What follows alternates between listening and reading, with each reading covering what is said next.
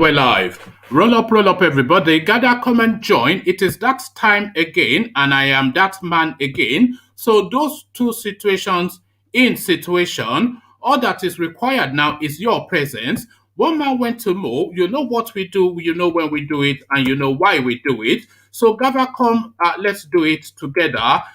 Click here to come join live on screen.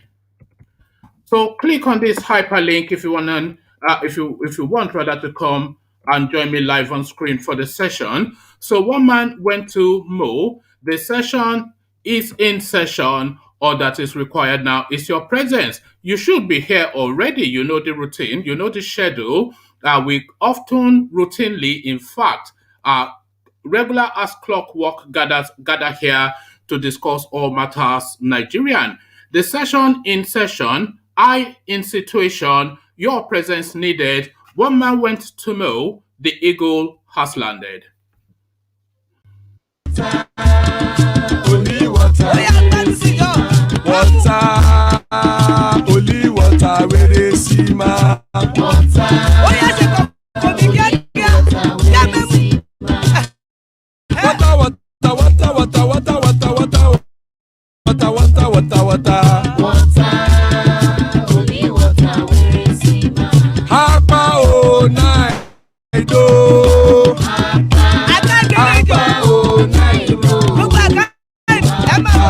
Hapa you don't come oh.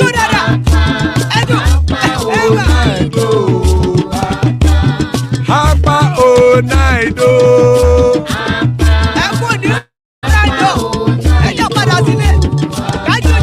Oro kẹ̀kẹ́ ẹlẹ́mù yé o. Ilé ṣọ́díyà kẹ̀kẹ́ ẹlẹ́mù ré o. Bobby master kẹ̀kẹ́ ẹlẹ́mù ré o. Chief Wáìlà tí kẹ̀kẹ́ ẹlẹ́mù ré o. Eruku lẹ̀lẹ̀ ẹlẹ́mù dé.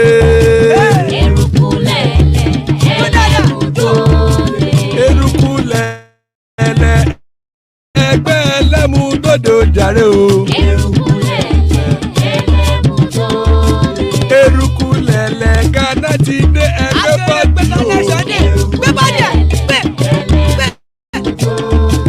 Ọmọ ẹlẹ́yẹ ẹ̀yẹ o ó dìlé o.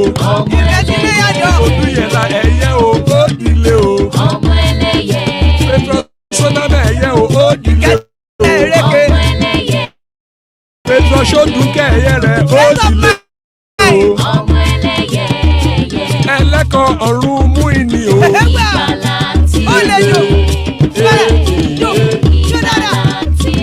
Àkùkọ ọ̀run mẹ́kọ̀.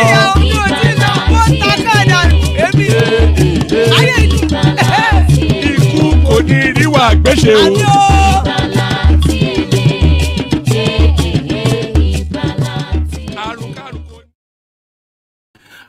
And there we are. Iku koni riwa gbese by the Care Guys. So Iku koni riwa gbese, as guys I bring you this. Fani Kayode replies Nigerians attacking him for posing with Pantami. So a prostitute, as I said, Fani Kayode, wherever there's the dollar, there you'll find FFK. So no friends, no foe, just friendly to the dollar. Fani Kayode living up to his reputation. Naira under Buhari regime is one of Africa's most useless currencies. Jerry Ghana saying this, so we find out exactly why he is saying this, even though we already know why he may well have been saying this. So we leave politics and go to another arena, which you might say is also political. How Apostle Suleman slept with me twice, gave me 500,000 naira, Nollywood actress Efe Mi Lidike. So Efe Mi Ludike is the name of the person coming into space to make this assertion. Governor Masari's call to take arms against bandits justifies Nnamdi Kanu Eastern Security Network. Strange bedfellows, IPOB now aligning themselves and allying themselves with the Katsina state governor. Governor Masari's call to take arms against bandits justifies Nnamdi Kanu, Eastern Security Network, a headline attributed to IPOB. So now we now see now that a strange relationship, how it's been formed. So now his name is Shola, his title is Olu, and he's now called himself the Atunwase the Third. But he insists that he's not a Yoruba man, and they insist that they are not Yoruba people. New Olu of Warri, Ogeame Atuwese the Third, crowned amidst jubilation in Delta. So the long-awaited Olu of Warri, much vaunted and much anticipated now in situation. But as I said, the title is Olu, a Yoruba word. The name of the king is Shola, a Yoruba name. And how he is going to reign, the Ogayame Atunwase the Third. Atunwase, of course, a Yoruba word too. So that association then, and by the way, to Capitol, the Ooni of Ife is there at the coronation to superintend the proceedings. So we go to that space then to establish then what exactly this relationship is. These people that are there, and by the way, when they speak in Shekiri, if you listen with a keen eye as a Yoruba person, you would understand a little bit of what they are saying. So in every other way but Yoruba, so what then demarcates these people? New Olu of Warri, Ogeame Atuwase the Third, crowned amidst jubilation in Delta. So we celebrate with the Deltans, we go there as well. So we covered this. It looks as though Lai Mohammed now reversing positions. Yesterday, he told us that they cannot prosecute or shoot captured insurgents, Boko Harams. He now changes his tune, the double face that is, of course, Lai Mohammed, breaking repentant insurgents can be prosecuted. Lai Mohammed now, within 24 hours, doing a 360 degree. So we'll find out why he's saying that. Shiites petition European Union, United Nations over federal government refusal to release ZARZARKY wife's traveling documents. So his feet still very much firmly chained to the desk in Aso Rock. The Shiite leader, of course, chained down by the Sunni presidency, that is Malam Buhari. So visit that space as well, the dichotomous relationship within one singular faith system. Ganduje presents staff of office to Buhari's in-law as Emir of Bichi. So the sacking of Sanusi Lamido now completes as dollar-loving Ganduje confers now full vestige of that emirate on the now newly appointed person. Nigerian leaders flying jets to wedding, whilst citizens rot in bandits' den. Sheikh Gumi knocks politicians. So over 100 aeroplanes, of course, flew in to the Buhari thing, to the Buhari son's wedding celebration. I've got a video. I've got a little video of that, which I might well be able to play you in the course of our interactions. So we visit that space too. So a lot to go through. Let's just bear with me one moment. So a lot to go through. Let me just pause for a moment, just to catch my breath. Let me bring you in via. Let me still bring you in via the eastern region, and we go then to a little bit of a Python dance, just to catch our breath before we go into the throes of it. So Python dance once, Python dance twice, but then of course the Python dance never finishes. Another Python dance. Ipob,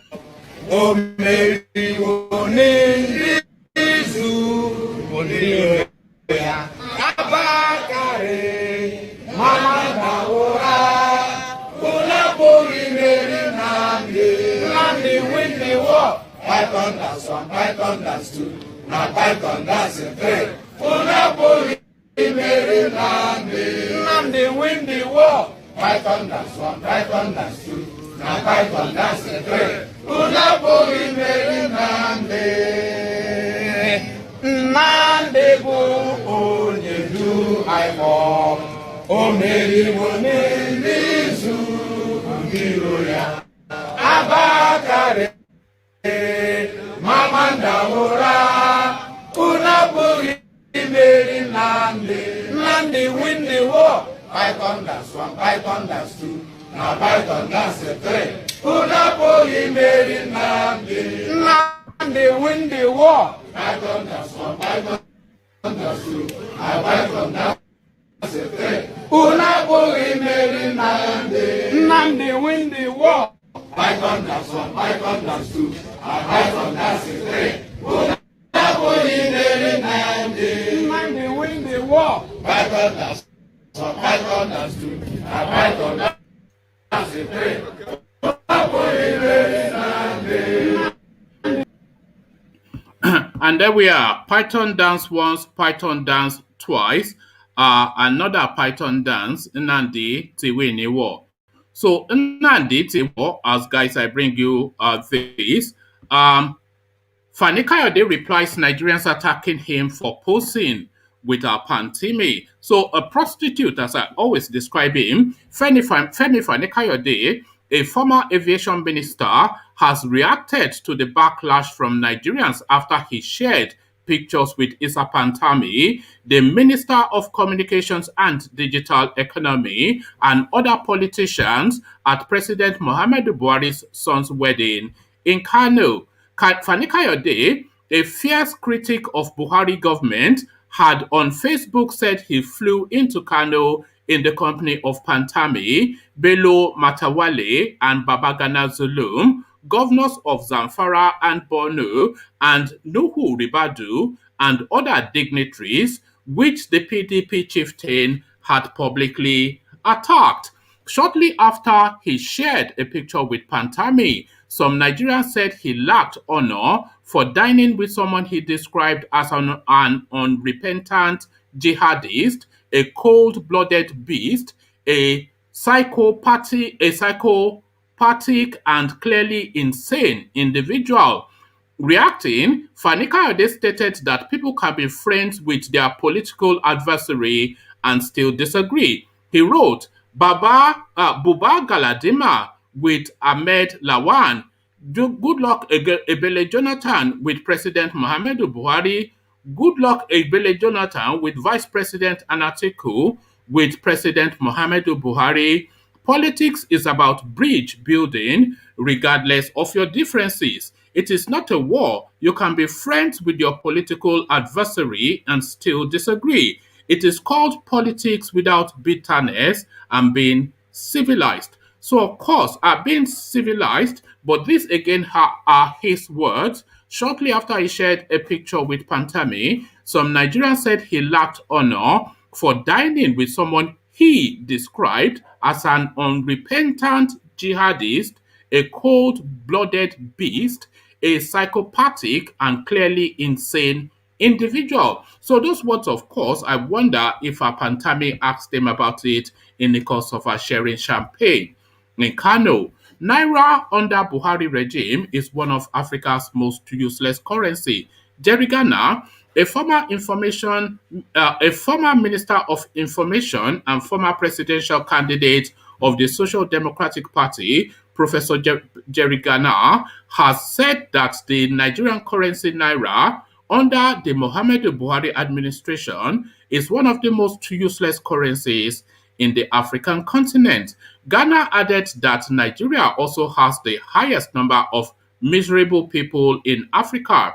The SDP candidate stated this on Saturday at a retreat organized by the Kogi People's Democratic Party (PDP) Renaissance Group in Abuja. Ghana, also a PDP chieftain, said most Nigerians, the majority of them youths, had become jobless, frustrated, and hopeless as a result of the harsh economic policies of the current administration. He said, in the misery index, Nigeria is the highest in Africa. We are the most miserable set of people in Africa because nothing is moving. In fact, our currency is now 100% devalued. Nigeria is going through a very difficult time. The level of indebtedness in the past few years is such that every Nigerian is now in debt. The naira is perhaps one of the most useless currencies in Africa today. I have never seen this level of corruption as we have today. In fact, the level of corruption makes the PDP government look like angels because corruption is now 1,000 times worse. Speaking on the insecurity in the country, Ghana said nowhere is safe, adding that even Katsina, the home state of President Muhammadu Buhari, was bedeviled with banditry. Governor Masari was advocating recently that everyone in Katsina state should get a gun. Do you know where Katsina is? Do you know who comes from Katsina? He asked. So Jerry Ghana of the thought that the naira now is the most useless currency in Africa. I'm not sure if too many people will argue with him. We leave politics and we go to religion. You might well say that is still a political space. One of the most controversial figures in that space, of course, how Apostle Suleman slept with me twice, gave me 500,000 naira, Nollywood actress Efemelu Dike, Efemelu Dike. So, a Nollywood actress and human rights activist, Chioma Efemelu Dike, has disclosed that senior pastor and general overseer, Omega Fire Ministry International Apostle Johnson Suleman, paid her over 500,000 naira and had sex with her. The actress and producer, who has been in Nollywood industry for 9 years, revealed that she had no idea that the man of God was quite prominent at the time she had intercourse with him. Chioma on her Instagram page recalled that the first deal of her encounter of sex romp with the man of God was sealed through a hookup by another lady, Linda Clance, noting that at the second time, she clearly recognized him because they exchanged numbers during the first romp and communicated afterwards. She said, there at Linda Clance, I have to tell the world about the hookup you arranged between Johnson Suleman and myself on the 20th of November 2016 in a hotel in Ikeja. The apostle secretly gave me his number and we had a second meeting at Oriental Hotels, Lagos. I am sorry my conscience can't hold it anymore. I encourage you to tell the truth as a mother and a Christian, to put the devil to shame and save millions of souls being misled. To my family and friends, I am sorry, don't judge me. Please pray for me so the light of God will continue to expose every work of darkness in my life and the Church of God. In a video obtained by correspondents, Chairman noted that her public confession came after her spirit continued to torment her and she needed to make restitution for her sin. Good morning, Nigerians. I have a confession. On the 20th of November 2016, Linda made an arrangement for me to come to Ikeja and that we are going to meet her sister's friend and a family friend going to America.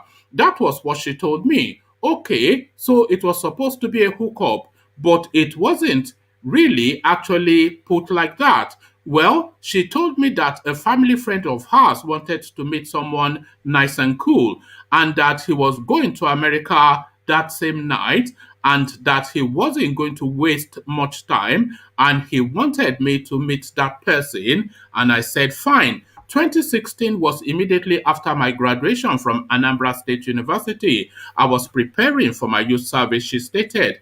Correspondents had also reported in February 2021 that a former pastor of Omega Fire Ministry, Mike Davids, accused Suleman of sleeping with his wife. He had added he was ready to expose the truth behind Stephanie Otobo's sex scandal. The case of Otobo, a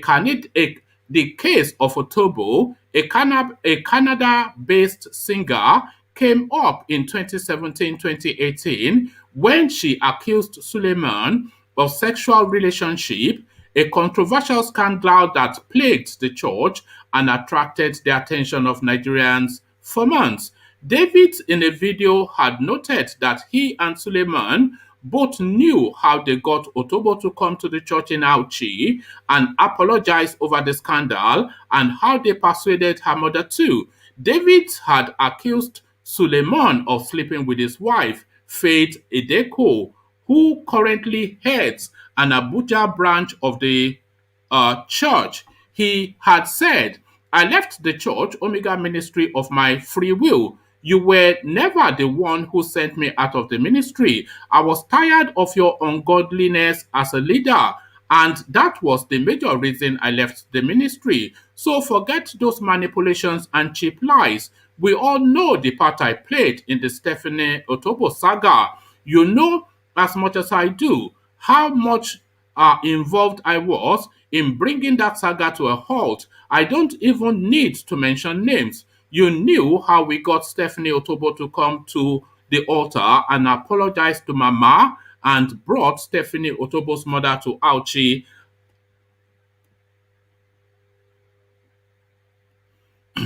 I am coming to that issue because you are pushing me to that extent. Apostle Johnson Suleiman, as much as I knew what happened. Thirdly, I am also aware that my account has been frozen. You have also released policemen to get me arrested.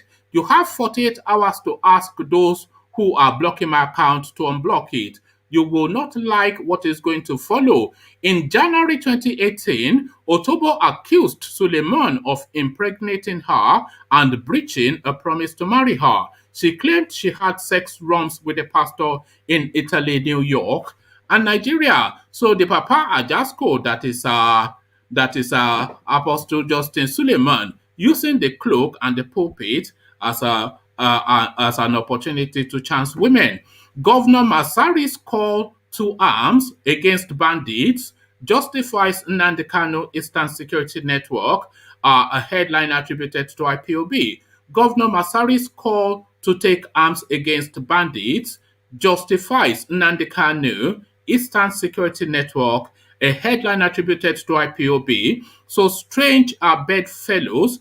The indigenous people of Biafra IPOB has stated that Katsina State Governor Aminu Masari's call on residents of the state to bear arms in defending themselves against the murderous bandits has justified its leader, Nnamdi Kanu. The group stated that Kanu's major assignment had been to alert the Nigerian people about defending themselves against attacks by bandits, a quest which made him to form the Eastern Security Network, the IPOB militant arm. IPOB also urged the governors of the Southeast region to imbibe Masari's bold step by instructing residents to bear arms against invaders.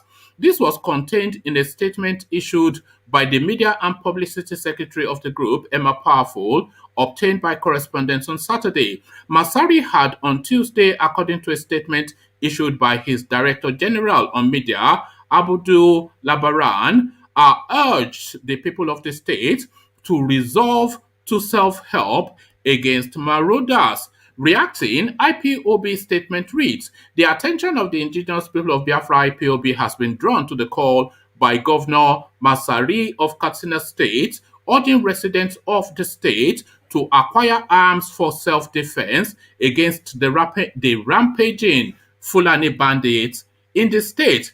This call by the Katsina state government has vindicated our leader Mazi Nnamdi Kanu, who has been consistently advising Nigerians, and particularly Biafrans, to defend themselves against the jihad Fulani terrorists. This is a clarion call on Southeast governors who do not understand the tactics and gimmicks which the Fulanis are playing in their desperation to conquer and Islamize the indigenous people living in Nigeria. The politically correct Southeast governors and political elites should stop living in the past. They had better wake from their slumber and decode the obvious signals of the call by Masari. Let Nigerians prepare because the much talked about Fulani agenda is about to be fully executed. Kanu warned Nigerians, but they called him a terrorist instead of appreciating him. However, we can assure them that they will not succeed in Biafra land. We are prepared to repel Fulanis in their quest to take over our ancestral land. IPOB is peaceful, but they should not dare us or take our peaceful disposition for weakness. So IPOB then forming an alliance with a figure as obscure as the Katsina State governor. Strange bedfellows, but even stranger goings on. New Olu of Warri, Ogeame Atuwase III, crowned amidst jubilation in Delta.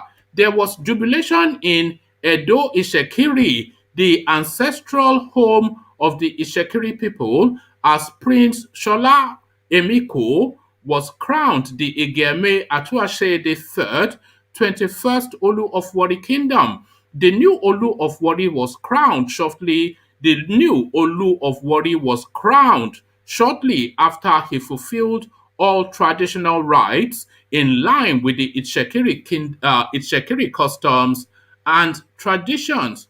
The Itsekiri people expressed joy, dancing and jubilating to celebrate the new Olu. A boat regatta was also organized in his honor. Correspondents who covered the event report that shops and markets were shut down for the event. However, passengers groaned as they trekked long distances due to heavy traffic gridlock in the town. Present at the event were the Deputy Senate President, Senator Omo Agege, Governor Ifeanyi Okowa, who was represented by Mr. Ovie Agas, former Secretary to Delta State Government, the Ooni of Ife, Emir of Kano represented, Oluwo of Iwo, and King Jaja of Opobo. So there you are, the coronation now of this young chap now as the new king of Ishekiri. Shola by name, Olu by title, and his rulership, Atunwase, but of course, he will tell you that he's not a Yoruba man. So a conversation to be had there. Repentant insurgents can be prosecuted. Lai Mohammed does a volte-face. Lai Mohammed, the Minister of Information and Culture of Nigeria, says contrary to the news that he said repentant Boko Haram terrorists won't be prosecuted, they can be punished. Mohammed, speaking in Washington, D.C., United States on Saturday, said, according to News Agency of Nigeria, that he was misrepresented in the report, claiming the decision of the federal government not to prosecute repentant insurgents was in line with global best practice. He reiterated his position that the call for the shooting of the repentant insurgents without profiling and prosecution was against global best practice. I personally spoke to the military authorities before I left Nigeria, and they said what they are doing is what the global practice dictates about soldiers that surrender that should be treated as prisoners of war. You cannot just shoot them because there are international conventions that give rights also to prisoners of war. What the military is doing when they surrender, they profile them to ensure they are genuine and reintegrate them into society. So I'm not quite sure how that is different from what he had previously said. Much of the same, really, essentially.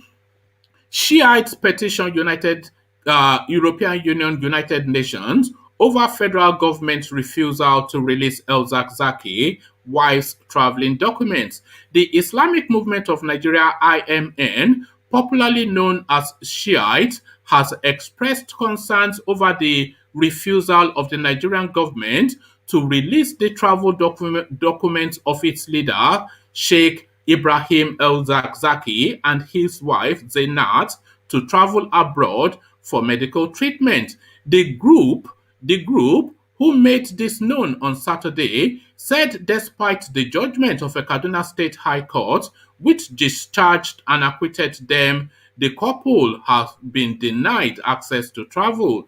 The organization, therefore, called on the international community to prevail on the Nigerian government to obey the court order and release the couple's international passport. IMN spokesperson Abdullahi Mohammed said this in a petition to the United Nations, European Union, Amnesty International, National Human Rights Commission, Canada, Norway, and Switzerland. In a copy of the petition dated August the 20th, 2021, made available to correspondents, the group called for the immediate release of the document in the interest of justice. The petition partly read, we write to inform you that despite the July 28 ruling of the Kaduna State High Court, which apart from discharging and acquitting Sheikh Ibrahim El-Zakzaky and his wife, Malama Zainat, serves yet another opportunity for them to travel for the long-awaited and long overdue medical treatment. The government has decided to defy the judgment and frustrate the overseas trip as it continues to hinder the couple from retrieving their travel documents. Having had the document confiscated during their aborted medical trip to India, the couple remains stranded, but due to the fact that the medical leave granted by the Kaduna State High Court did not require security agents to sequester any travel documents, the seizure was beyond the bounds of legality, a transgression. It is glaringly obvious that the government is only bending the law of the land in its pursuit of an unjust cause.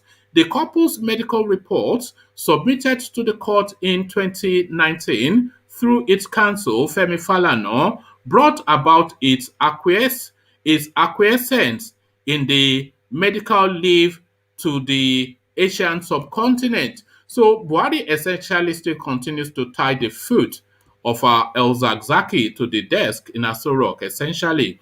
Ganduje presents staff of office to Buhari's in-law as Emir of Bichi. So now the sacking of Sanusi now completes, of course, now as his replacement gets staff of office. Ganduje presents staff of office to Buhari's in-law as Emir of Bichi. Governor Abdullahi Ganduje of Kano State has presented a staff of office to Nasiru Bayero, the Emir of Bichi. The presentation was done 2 years after Bayero was appointed as Emir of Bichi after Kano Emirate was split into 5. President Muhammadu Buhari, who was represented at the event by his chief of staff, Ibrahim Gambari, described the creation of additional emirates in the state as historic and innovative. You're turbaning at a you're turbaning at a providential, that sounds like. You're turbaning at a providential time like this in the history of our country when the prevailing social and socio-economic conditions have created an opportunity for emerging leaders to display their qualities and work earnestly for continued peace and unity. Your father, my friend, the late Emir of Kano Ado Bayero, was a symbol of unity not only within his kingdom but also within northern Nigeria and the whole country. I remember with nostalgia the passion and commitment he always exhibited in the pursuit of anything he believed in, a distinctive character that almost cost him his life prematurely on the 19th of January 2013 because of his vociferous stance against the Boko Haram terrorists. So the turbaning then of this new now guy, which then completes the sacking of Sanusi, Nigerian leaders flying jets to wedding whilst citizens rot in bandits' den. Sheikh Gumi speaks truth to power. Controversial Islamic cleric Sheikh Ahmed Gumi has faulted Nigerian politicians for hiring private jets to attend the wedding of President Muhammadu Buhari's son, Yusuf Buhari, on Friday, whilst hundreds of school children are languishing in bandits' den. Recall that Yusuf Buhari married Zara Bayero, the daughter of the Emir of Bichi, Nasiru Bayero, in a grand ceremony held in Bichi, Kano State. The event was attended by Vice President Yemi Osinbajo, former President Goodluck Jonathan, former Vice President Atiku Abubakar, serving and former governors, traditional rulers, as well as prominent personalities within and outside the country. According to correspondent Sheikh Gumi during a preaching program at Sultan Bello Mosque in Kaduna, stated this, adding that Nigerian politicians hired private jets to attend the president's son's wedding, but forgot hundreds of innocent souls languishing in kidnappers' dens across the country. He said, some people are in captivity in bushes, dying silently as kidnappers are holding onto them until ransoms are paid. Others are suffering from hunger, as it is everywhere.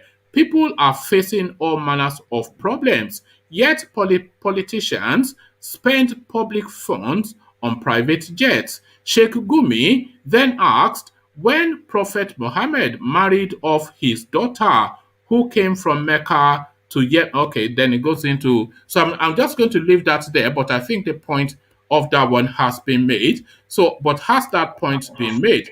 So, to you, first, Professor Data O, good to see you, Charles, and Ovie, good to have you. So, Prof, first to you, a bit long and long-winded, but we arrived there in the end. Fani Kayode, of course, now best friends with Terror Pantami. What are you making of that? Good to see you, Prof. Yes, I'm very sad hearing him put. You see, I believe in one thing. You know, sometimes you can get you can, by coincidence, have something that will make you stand by.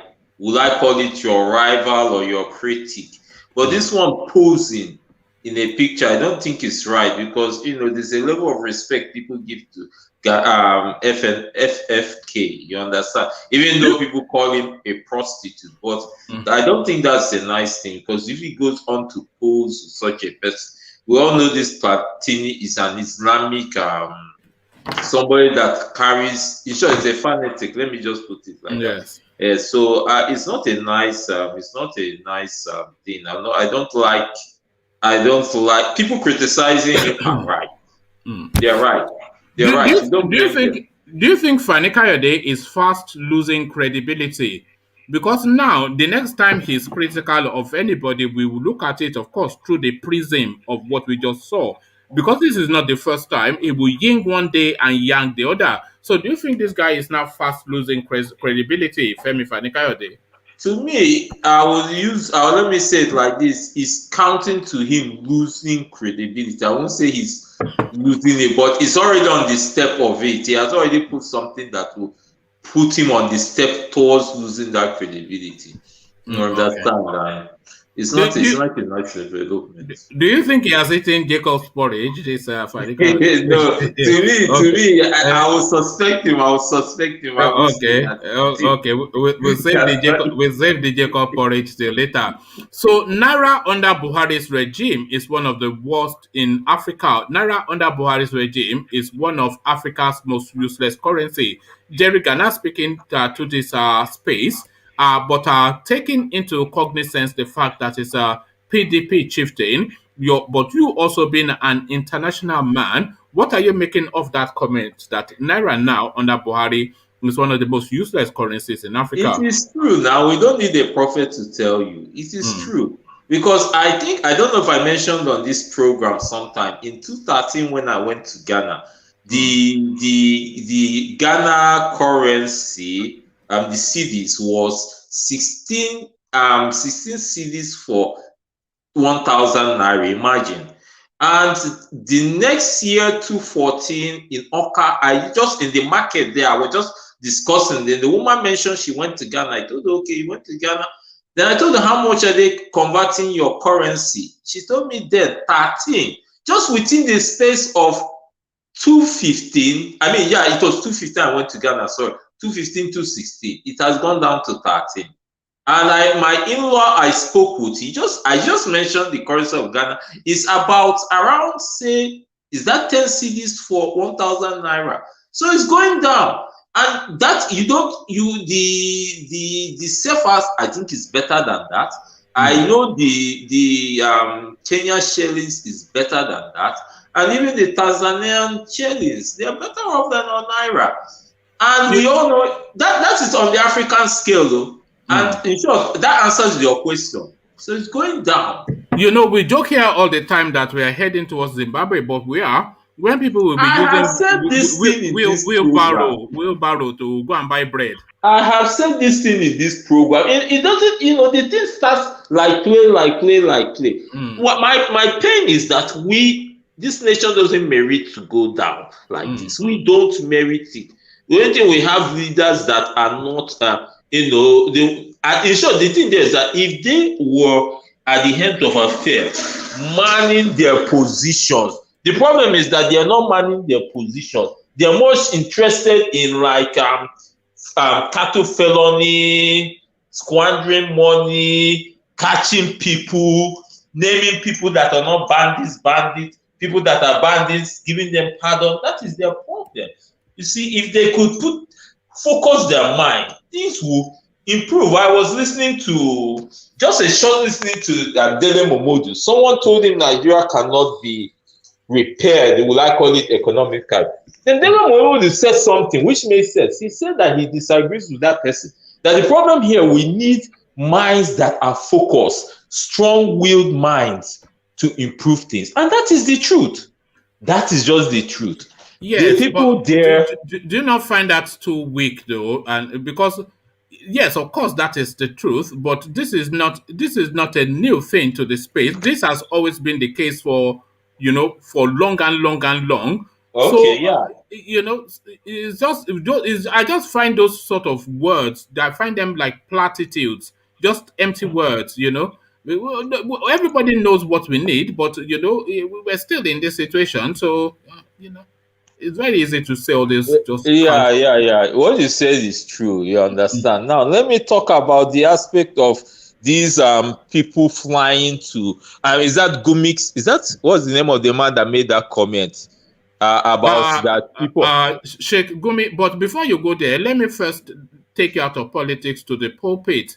But is this a man of God or is he Papa Jasco? Johnson Suleiman again, yet another girl. This one is paying her 250 per night. An actress called how do you pronounce this name, Prof? IFEMELUDIKE. IFEME. Okay, IFE O. No, IFEMELUDIKE.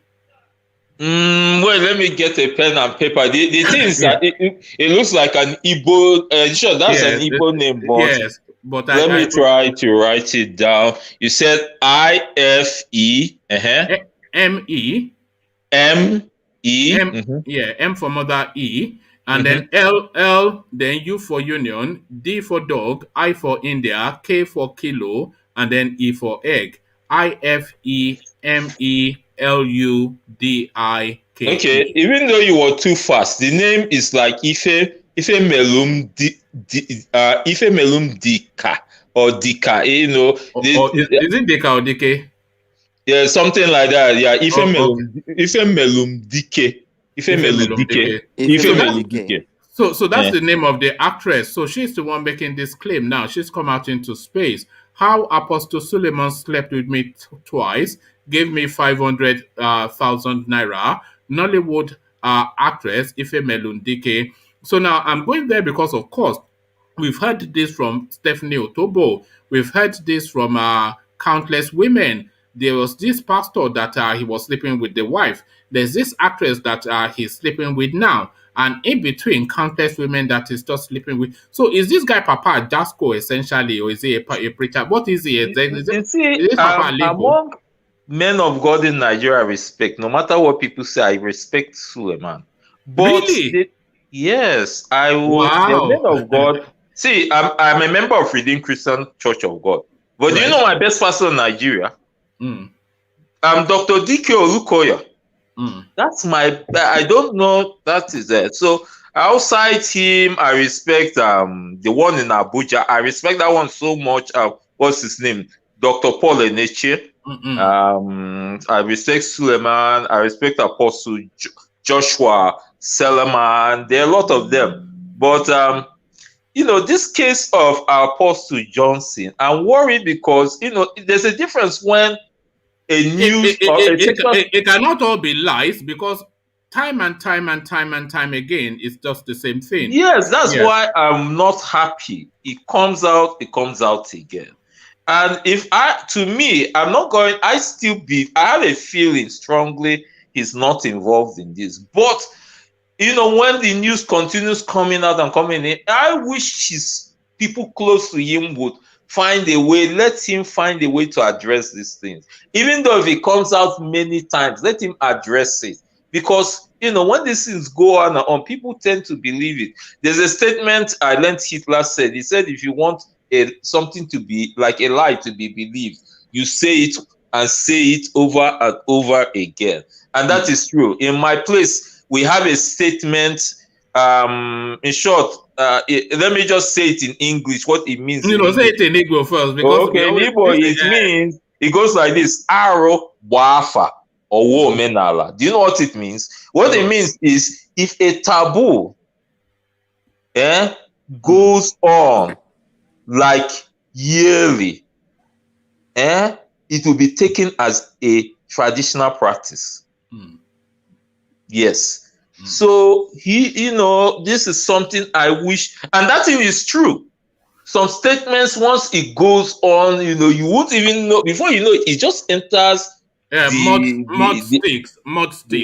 Yes, so that's one thing I'm not happy about it, because for, you know, if it's somebody like this an actress, even though actors can act, but for her to say it, okay, the man that said his wife, that Suleman impregnated the wife, I'm not bothered much about that, because okay, he said the wife got pregnant. Okay, yeah, I don't know if the wife gave birth to the baby or not. Let them do a DNA test to see if it's true or not. Do you understand? Why is it always him? Why? Because this girl, by the way, there's a video. I just read it out. I could have played the video, so it's not even them say. We've had Stephanie Otobo. We've had this pastor claiming that the wife even came out to speak to the matter. So why is it that all these women are claiming that this guy is sleeping? It's just that is he just using that pulpit to chance women? Hello? Yeah, the wife, the truth of the matter is, you know, there's a saying that says a mango tree that has fruit is always being thrown stones all the way. That's what's happening to Suleman. You know, some people may not believe his auction or his grace, but some of those that believe his grace over his head. So do you want to take that call? Why it goes on and on. It's not that it shouldn't go on and on. So just be aware of that. You know, do you want to take that, Prof? Do you want to take that call, or you have to carry on? Don't be surprised. But as for me, I wish he could address it, even if it's airing a video, because I know the little I know about Apostle Johnson, he's one of those people that speak up, and I don't see why he should. Let me use the word. I feel, you know, one of the days when he's preaching, he just mention it and say, so person mentioned that he slept with her. Okay, where's the proof? What's the evidence? She mentioned it, and if it happened in the past, I don't see any reason why he shouldn't confess it. But that's not going to be an easy thing to do. We all know that, but I think he should address it, because, as you said, can you hear me? On and on. You know, it's better you try. Can you hear me, Prof? Can you hear me? No, because in my place we also have a saying that I'll say it in Igbo and repeat.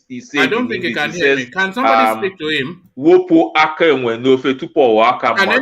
means is you better urgently remove the hand of that monkey hand from the pot of soup before that monkey hand becomes or appears as a human hand. You understand? So I hope he he does something to that. I'm not happy about that. Prof, can you hear us? Okay. Hello, Can you Prof? hear any of us? Can you hear us? Hello? Can you hear me? You can see me. You can see me waving. You can't hear me. You can't hear me.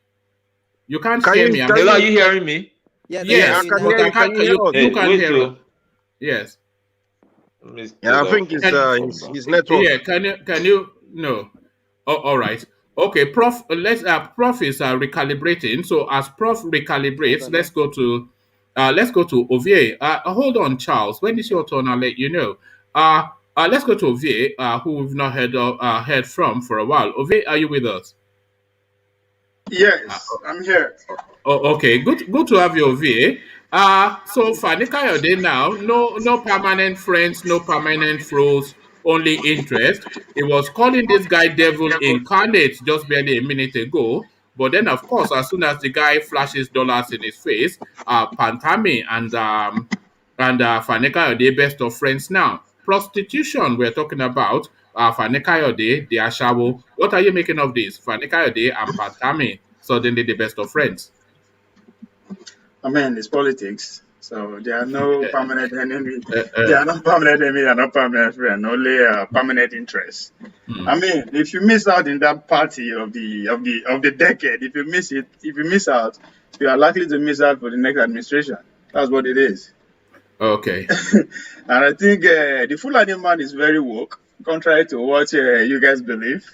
All Very right. smart. And because if you look at the space, I mean, the Nigerian, with the Nigerians, No, no, earlier, no. if you look at, Let's stay with Fani Kayode first. It's only because we have so many storylines to go through. So your thoughts first on that Fani Kayode just prostituting himself, or you don't see anything wrong with that? there's nothing wrong with that. That's the arena. That's what is accepted in the field of play. So it's just the people who pay attention to anytime they speak that the victim here. I don't really it's expected. I mean, as I said, if you are not in Kano yesterday, forget it. Yes. Everybody That is was there. So well. You say everybody is there. Let me show you everybody there. If you are in that space, then you can speak to what the Sheikh Gumi is saying as well, speaking to the poverty as people streaming in private jets. This is what Sheikh Gumi is saying. This is how it went down in Kano. So carry on, Ovie. So that's just people streaming in. About 100 private jets arrive in Kano for Kaduna unemployed from Daura's wedding. So it's not even the Muslim anymore. Forget bandits. This is how it plays out. Nigeria. This is wedding, no. So So will you guys now agree with me that Nigeria will know they suffer? Will they flex? So I don't know. I don't know. I mean, Go to the inner parts of poverty, and they will tell you differently. But the inner part, all they need is food, and na village food there, and they are getting enough of it. So I don't know they are why getting everybody's enough screaming. of it. Okay, They are all right. getting enough of it. Okay. You in London, and you're in London. I believe you witnessed the last royal wedding that took place. You know who is that one? Display of private jet is not up to that. So we are good. Nigeria is good. Nothing All they right. happen.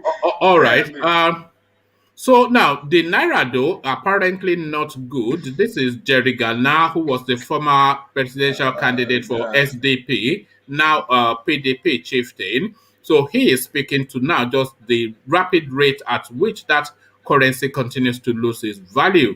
The pay scale of civil servants, of course, continues to stagnate, which then that affects the purchasing power, of course, of an import-based economy. So the free fall that is the naira. Naira under Buhari regime is one of Africa's most useless currencies. Jerry Gana saying this. What says you, Ovie?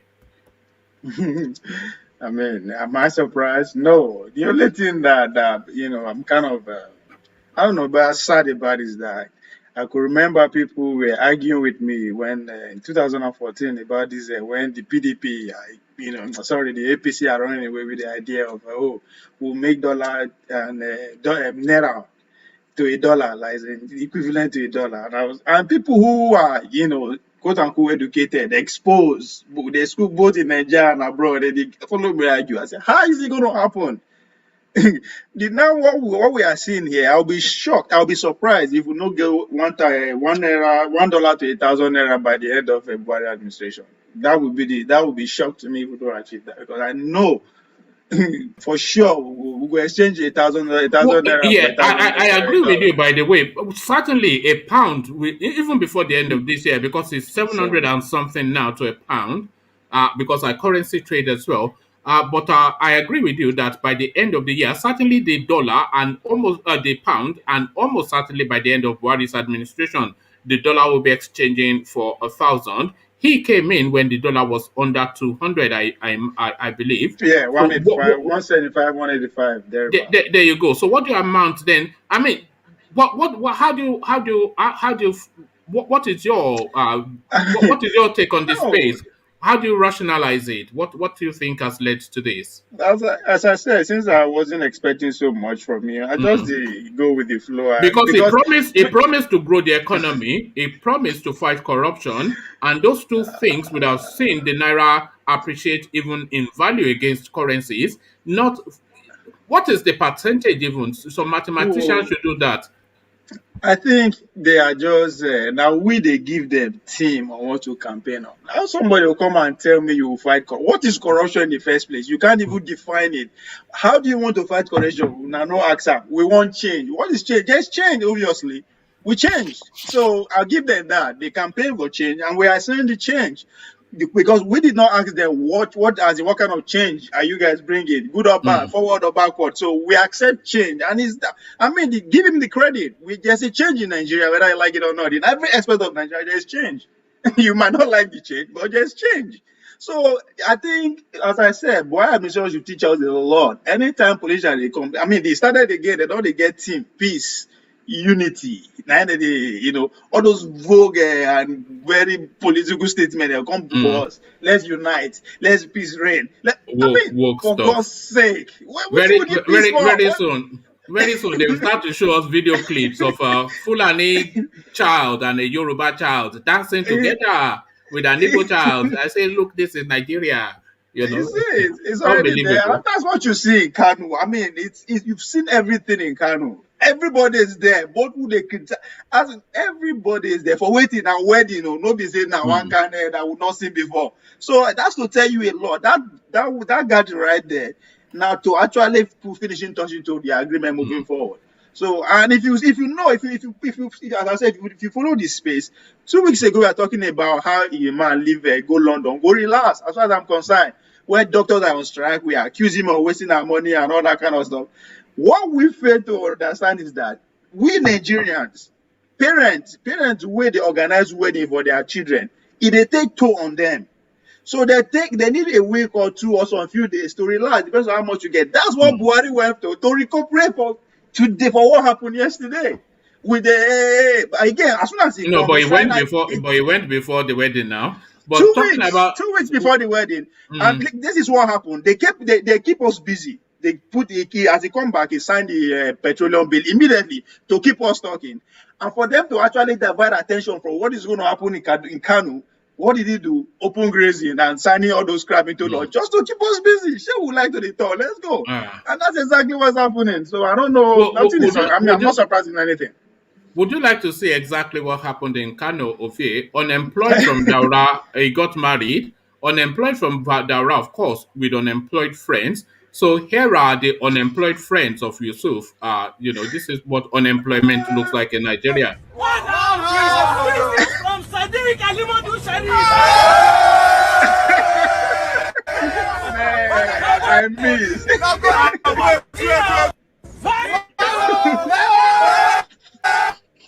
So what you are saying there are the friends of unemployed from Daura You pouring know, naira rain on the taxi driver no, that no, is no, no, taking no, them to no. the With wedding. to be fair to Dollars. Oh, to be fair to the young man and his friends, I beg. This generation, they are cryptos. They're into crypto. this So is leave them. crypto. They're into crypto. Don't joke, man. No, this is not a fucking joke.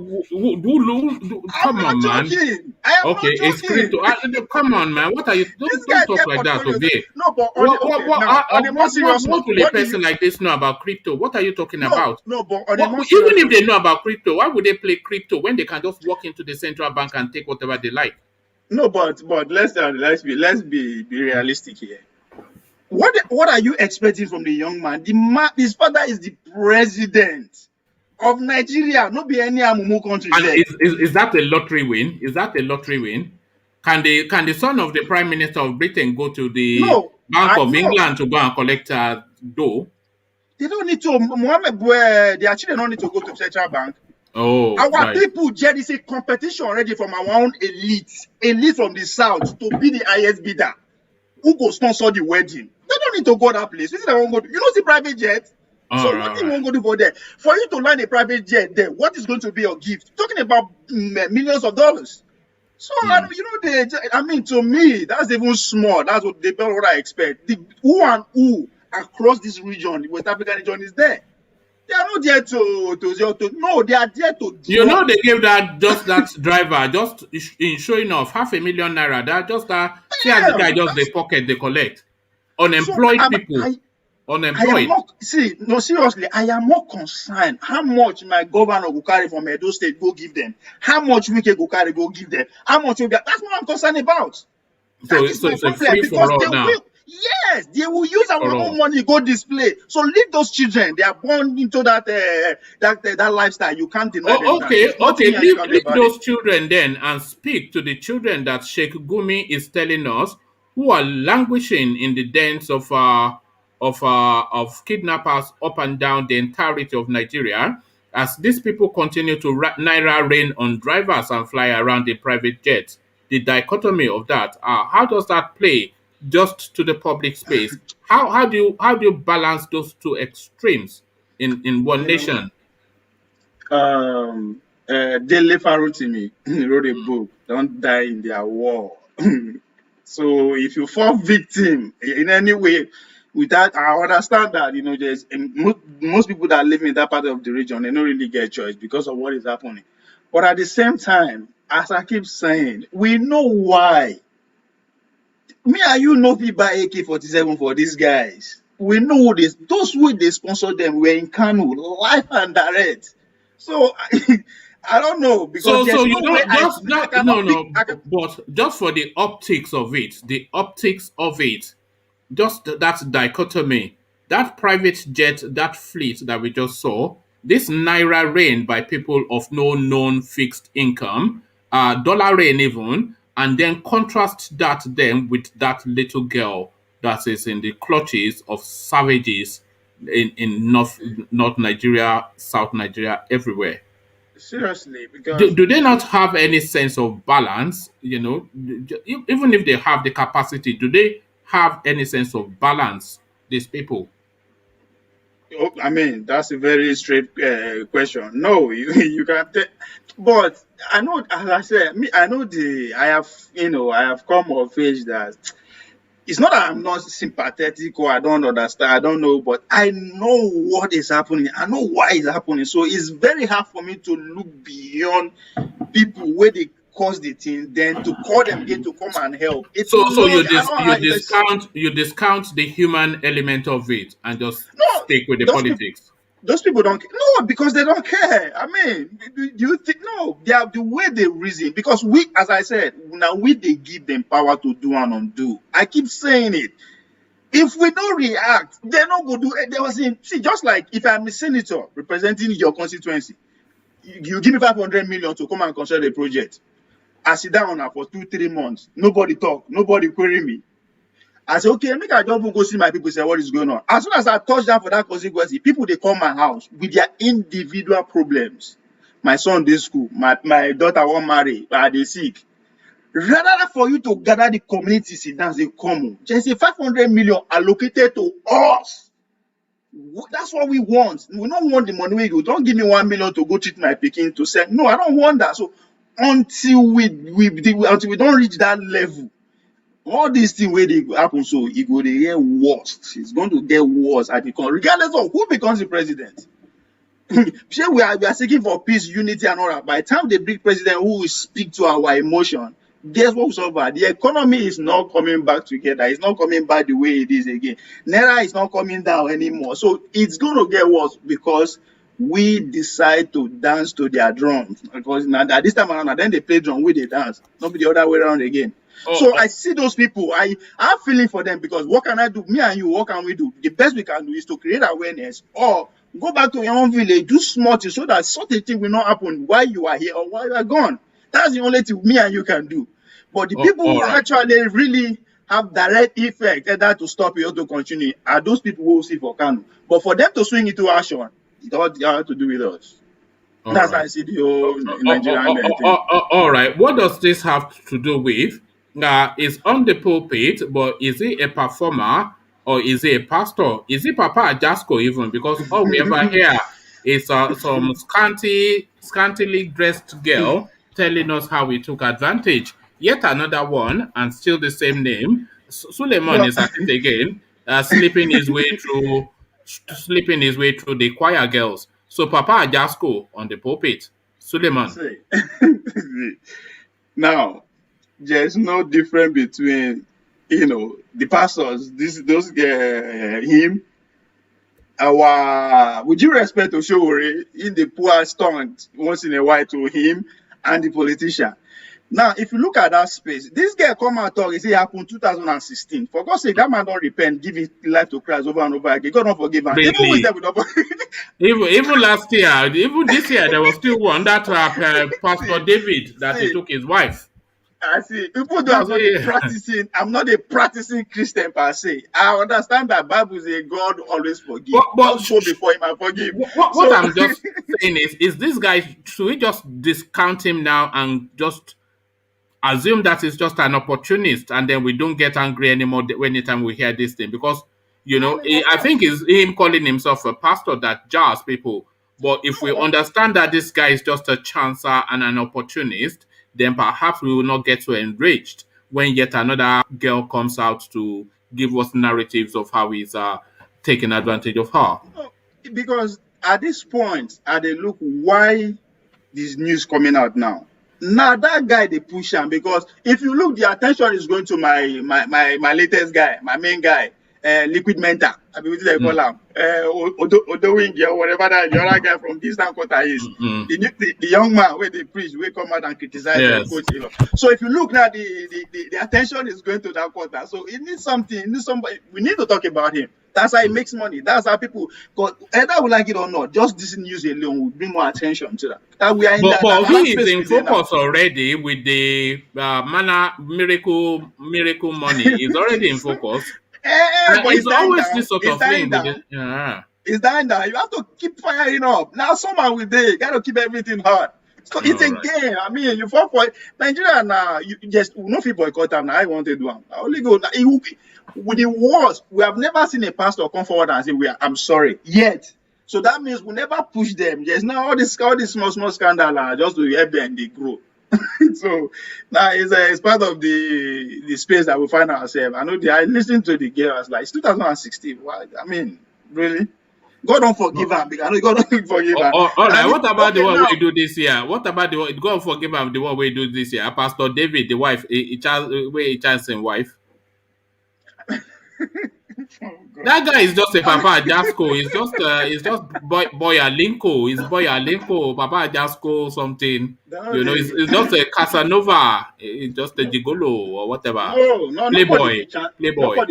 Nobody will chance your wife. Your wife live, you won't live. There's nothing you can do, regardless in a pastor or whatever. It's gone. It's gone. Now she's an adult. I've got a put for the man head. So all right. I see them. I don't just because they are pastor. I don't hate them. I don't give them any special. They are human. I don't expect them. I just see them as leader. They have people that they are lead well, but showing that they will not fall short of what me and you, ordinary person on the street, will do. It's out of I know that's too high standard to give any human. I know they're surprised if they act All right. Let's leave that space and go to Katsina State. Synergy between unlikely bedfellows, IPOB, and the governor of Katsina State. Masari, of course, came out into the public space to tell his people to arm themselves. because there's nobody coming to rescue them from banditry. The same language that Nnamdi Kanu has been speaking for years and years. So now IPOB now highlighting that space to say that, look, this is exactly what we are saying too. So one, how does that lend to the defense of Nnamdi Kanu? And two, should every other state governor now speak to their people and tell them to arm themselves? Because we know that there's no security coming from the Nigerian state. So to that, synergy between IPOB and Katsina State Governor. As an added follower, the study of Buhariism, as lovely as the suggestion is, because it fits the movement, I see it as a trap. This is it's from Katsina. That's the governor of Katsina, right? The same place that the president come from. If Fulani people for that state carry gun against bandits, you see they go send minutes to go there. Who they will go after? If they try for Eastern quarters, as you always say, should he be arrested? Go happen? Who should be arrested? The governor of Katsina State. Wow. Now I'm asking you, because this is the charge. What he said now? No, hold on. What he said now is the charge being leveled against Nnamdi Kanu. So he has also said it now. So should they be arrested? I seriously understand where we are coming from with that question. But guess what? You know the luck where you get now, because they know the Nigeria speed. That question alone will even get you arrested. I go see me they arrest governor wey be Fulani man for his state. A sitting governor may they arrest him because he may, but as in how? Even though, yes, in a progressive society where things are normal, yes, you feel consider like that. Even though if it's a progressive society, a normal society, the man will not come out and say that. He know where he is. That's why I say he's a state governor of where the president is. Forget all this thing where they happen for there. And again, not be the same Katsina that discover gold. If I could be wrong, but we see. I think it's Zamfara. Yeah. That is a man who is about to do, or is saying what the Nigerians should be doing right from day one. Carrying gun is not to protect bandits, to protect any other interest that is come to temper with that gold. They go cut your head out straight up. They don't care if you policeman, if you government agent or whatever. Don't just come near there in the name of whatever. That's what they are protecting. That's why I say it's a slippery slope. Are we surrendering are we surrendering to the fact then now that we have an apartheid system in Nigeria?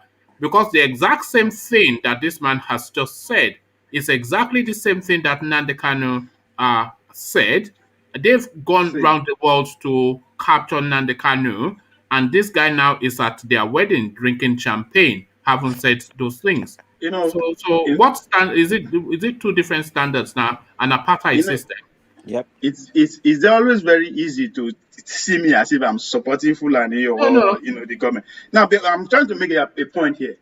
See, I see the scenario that you just described. I'll put it a little bit more bolder in the case of David and Goliath. You understand? Now we be Goliath. We are the most educated. When I say we now, the southern region, because that's what it's boiled down to. That's your question directly. We are the most educated, most exposed. We have the resources, both human, whatever I think of, we get them. But still, we they serve them. We control, today's world is an information age. We control that space 100%. But still, we see they follow them. So your question is very self-explanatory. So when you see are they actually look into them seriously? It's because they are winning. Why they are winning is because of our foolishness.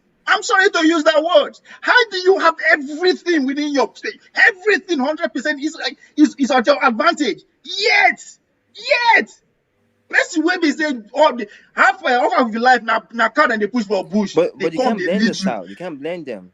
Who am I going to blame? Who do I blame? So you don't know how to use gun. You don't know how to use gun. You don't know how to use gun. You don't know how to use gun. I'm asking you. But you don't have guns. Is the thing. So let's keep following them. I mean, at this point, there are no people there any other thing. If you don't see the problem that we are not fighting enough, we are not being politically savvy enough. Everything that we think that we know, where are we using it? We are using it to oppress us, against us. So the short answer to the short answer. How can a pro-Biafran be in Kanu yesterday when your son, who is fighting for the future of your great-great-grandchildren, not even you, is in jail for what? Nothing. For asking for that single reason. You carry your suit with better money. Are you not the one who is you always expect no me, no hold and on you expect me to blame them. Ovie, you are now double talking. Are you not the one who is always coming here to speak of our political expediency, saying on our politics? So why now is that not in that realm of on our politics that you always chime? It's also part of the playing the game. It's part of the game. If you can't beat them, you join them. No. Ovie has still not answered the question. Are we operating an apartheid system now in Nigeria? Is the question. One rule for some, different rule for others. Nandi Kanu being the example. I don't like giving it, but if that's the name you want to give it, but I'm telling you why that is in place. It's because we are sleeping here. You say if you can't be there, you join them. Tell me, what is the probability that there will be an Igbo president in 2023? Me and you know the answer. Even themselves know. So what's the point? Then give us their first. That's the point. These small children that decide to sit at home, you see the effects. Come on, at this point, what do you have to lose? What do you have to lose? Support another people that will produce a president that might likely push your luck as we move on. But you parading yourself again in corridor of these people. What are you telling me? Tell me, your son is in jail for nothing, for the same thing you described that there are people you don't get it. You don't get it. Okay. What was it that? What am I missing? You say why the South do the North can the South. The South can do anything. The North control the power. What and I'm asking you, isn't that aren't you ashamed of yourself? What power? You control the media space, you control the technology, you control the natural resources, you control the education. Everything is on your disposal. Aren't you ashamed that they are controlling you with everything that you have? Yeah, we have it, but the South not killers. Look at the Senate. The Senate can do not anything. Not killers. How? Whichever way you see, listen. 3%. Listen, whichever way you see, they are killing you. With God, they are killing you. With policies, they are killing you. With everything, they are killing you. So why are you scared?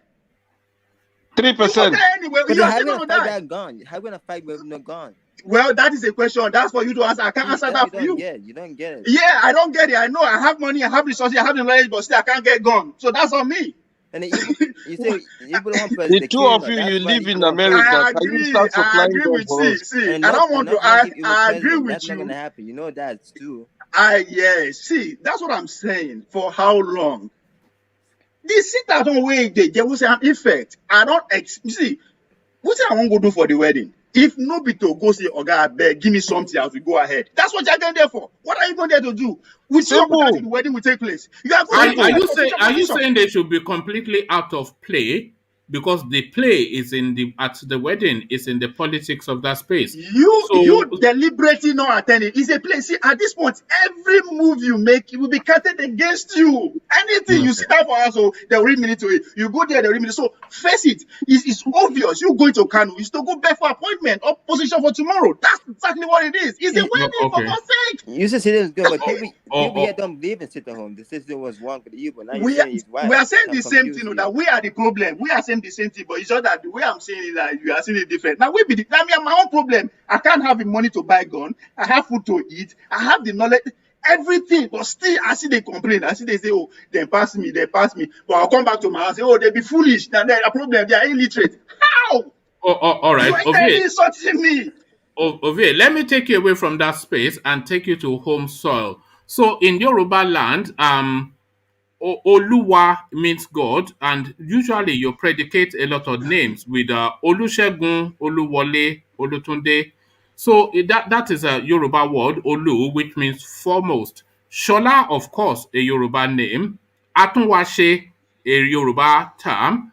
So now, Shola is now the Olu of Warri, the Atunwase, the third of that space. But yet, congratulations to Shola, by the way, but yet these people will say that they are not part of the Yoruba kingdom. Explain that to me. Shola, the Olu of Warri, the Atunwase, but he's not a Yoruba man. Shola. Okay. You know I'm laughing because my name is Frederick Ovie Agbaje. Yeah, there you go. But you're not a Yoruba man. But you're not a Yoruba man. Are you a Yoruba man? I am not. That's what I'm saying. If I become the Olof of But the name is tomorrow, Agbaje. will you say I'm a Yoruba? Exactly. So I understand where you are coming from. Peter denied Jesus 3 But times. I think there's more problem in that space than just, I mean, I know you are just trying to bring the, humor Did out you of watch that. the coronation? Because I watched it. It was quite colorful. I'm going to put it on the channel. That's money you are saying there. That's a replica of what Is that happened in throne? Kano. Is it real gold? That throne? They have the money, man. You're talking about the debtors. This is a replica of what happened in Kano during Sanusi. When given the power to be emir of Kano, this is a replica of that money. That was money you are seeing there. They have like is that the 3%? You're already taking commission on. Is that the 3% that you're already? I don't. You see, my people. I don't know why would they follow this narrative with politicians they throw out there. I am not even concerned about the 3%.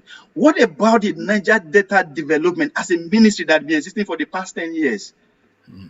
It's more than 3%. Is it not your boy that is in charge, Fabio?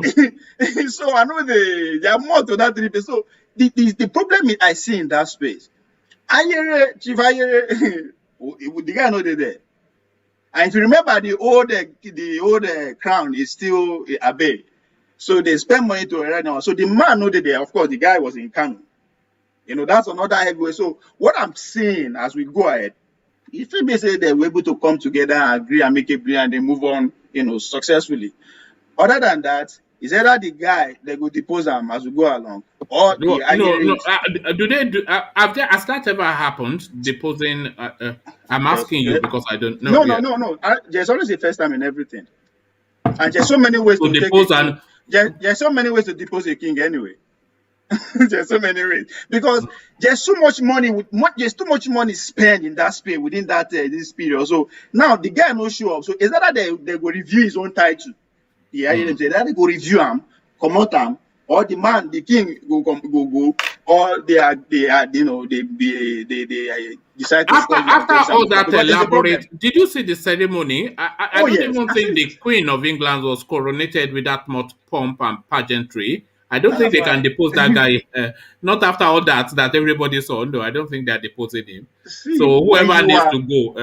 When you are spending that much money, it's just for two reasons. Is that because you have it and you are loved, just like you have the power to control that. That's not just like what is happening in Kano. The family have the power to control the money back in, or you are not sure of what you are going in for, so you need everything possible to make it. If you say yes, we don't come, because if you listen to the guy's speech, we saw it was so him trying to make point with the crown. Me no even know say the crown they miss until when I listen to the guy's speech. So there's a problem in that. And that crown did not. How many royal fathers did there? How many royal fathers go there? I don't know, but that crown did not look traditional. Is that the traditional crown? Well, according to him, is the new. They are moving forward. Upgraded crown. They are moving forward. So now again, another question: how many traditional rulers? I mean, the well-known, the about. The only thing that matters, the Oni was there, and that is the only thing he needs. If the Oni, the Oni will not be there if it's not something. One thing I like about the whole shenanigan is that now young people do. When I mean young people, like the likes of the Oni, is a young man compared to his mates. So now those people they do this thing. The young guy, the Amajus, the men will come after independence. Those are the ones doing this. So they don't want to follow the real traditional way of doing things. So I mean, again, there's money, there's control and all that kind of stuff. So let's see how it goes. Let's see how it goes from here. It's going to be interesting as it goes, but they make it. They spend too much money. Look at that! Look at that! Game over. Over here. Alexander. No. You can't. No. This is it.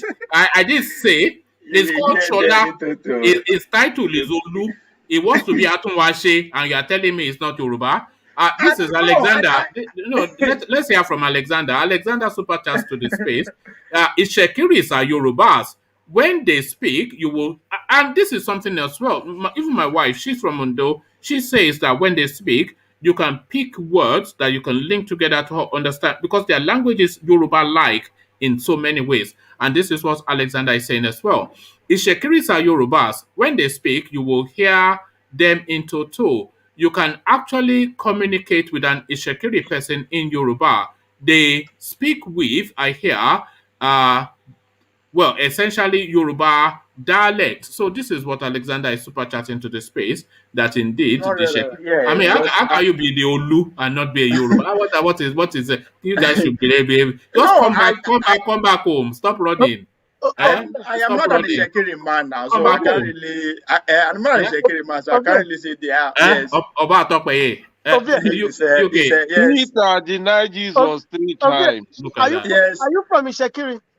No. I'm an Ososo man from Akoko Edo. Edo North. I don't know. Okay. Is it So not the same thing? so who are the Benin people now? How do Man, you that region is more confused than any other region in this world, man. We just the Benin's are the post world. The Benin's are, I think they are restricted. Well, I mean, not use the word restricted. And then they inside Benin, and they.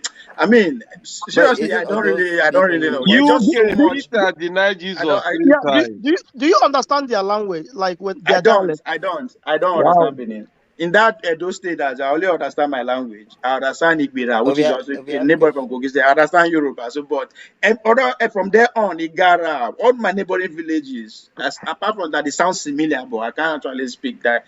You know. we have a question. So, yes, go How ahead. many people speak your language? I don't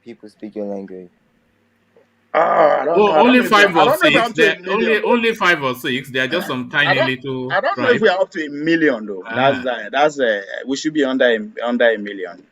So I can't. We did small. We are one small people. We're growing though. Charles, do you want to claim them for Biafra land? No. Are you sure? But Yoruba You know how you Biafrans like to. They will have to defeat. They will have to defeat the Fulanis. They will have to defeat the Fulanis. Defeat the Yoruba. Defeat the. No, because the Fulani don't take over the Kogi, so they have to defeat the Yorubas. The Yoruba has been there for a long time, so but they have to defeat the But don't Yorubas. get a choose from Because- Biafra or Yoruba. They're the choose where they want to be. Because it can be. Me, once I become after I can power myself, I don't harness that part of Edo State to the north. Sharp. Oh, all right. Me, I will do it. If I have the power, I will enhance that place to the north. Mokuna they fight now, oh yeah, the Mura the quarrel. Oh, na settle, we fit come back, but at this point, we don't know if settle. All right, thank you. Just the other stories I know. I think you've already covered the private jet. So let's speak to and Ganduje. That's not. Let's speak instead to Lai Mohammed reversing his. You were not with us yesterday when we were speaking about Lai Mohammed saying that they cannot prosecute or shoot the Boko Haram insurgents. So it looks as though he's now reversing those words now to say that they can prosecute the Boko Haram insurgents. But just really your thoughts on that catch and release policy that is the Nigerian position on Boko Haram insurgents. Catch and release, no prosecution. Yeah, it's not far from. It's what I've been saying ever since now. Now, Fulani man be president. If you are the president today and Yoruba people they misbehave, will you go after them and just wipe them out? The answer is no.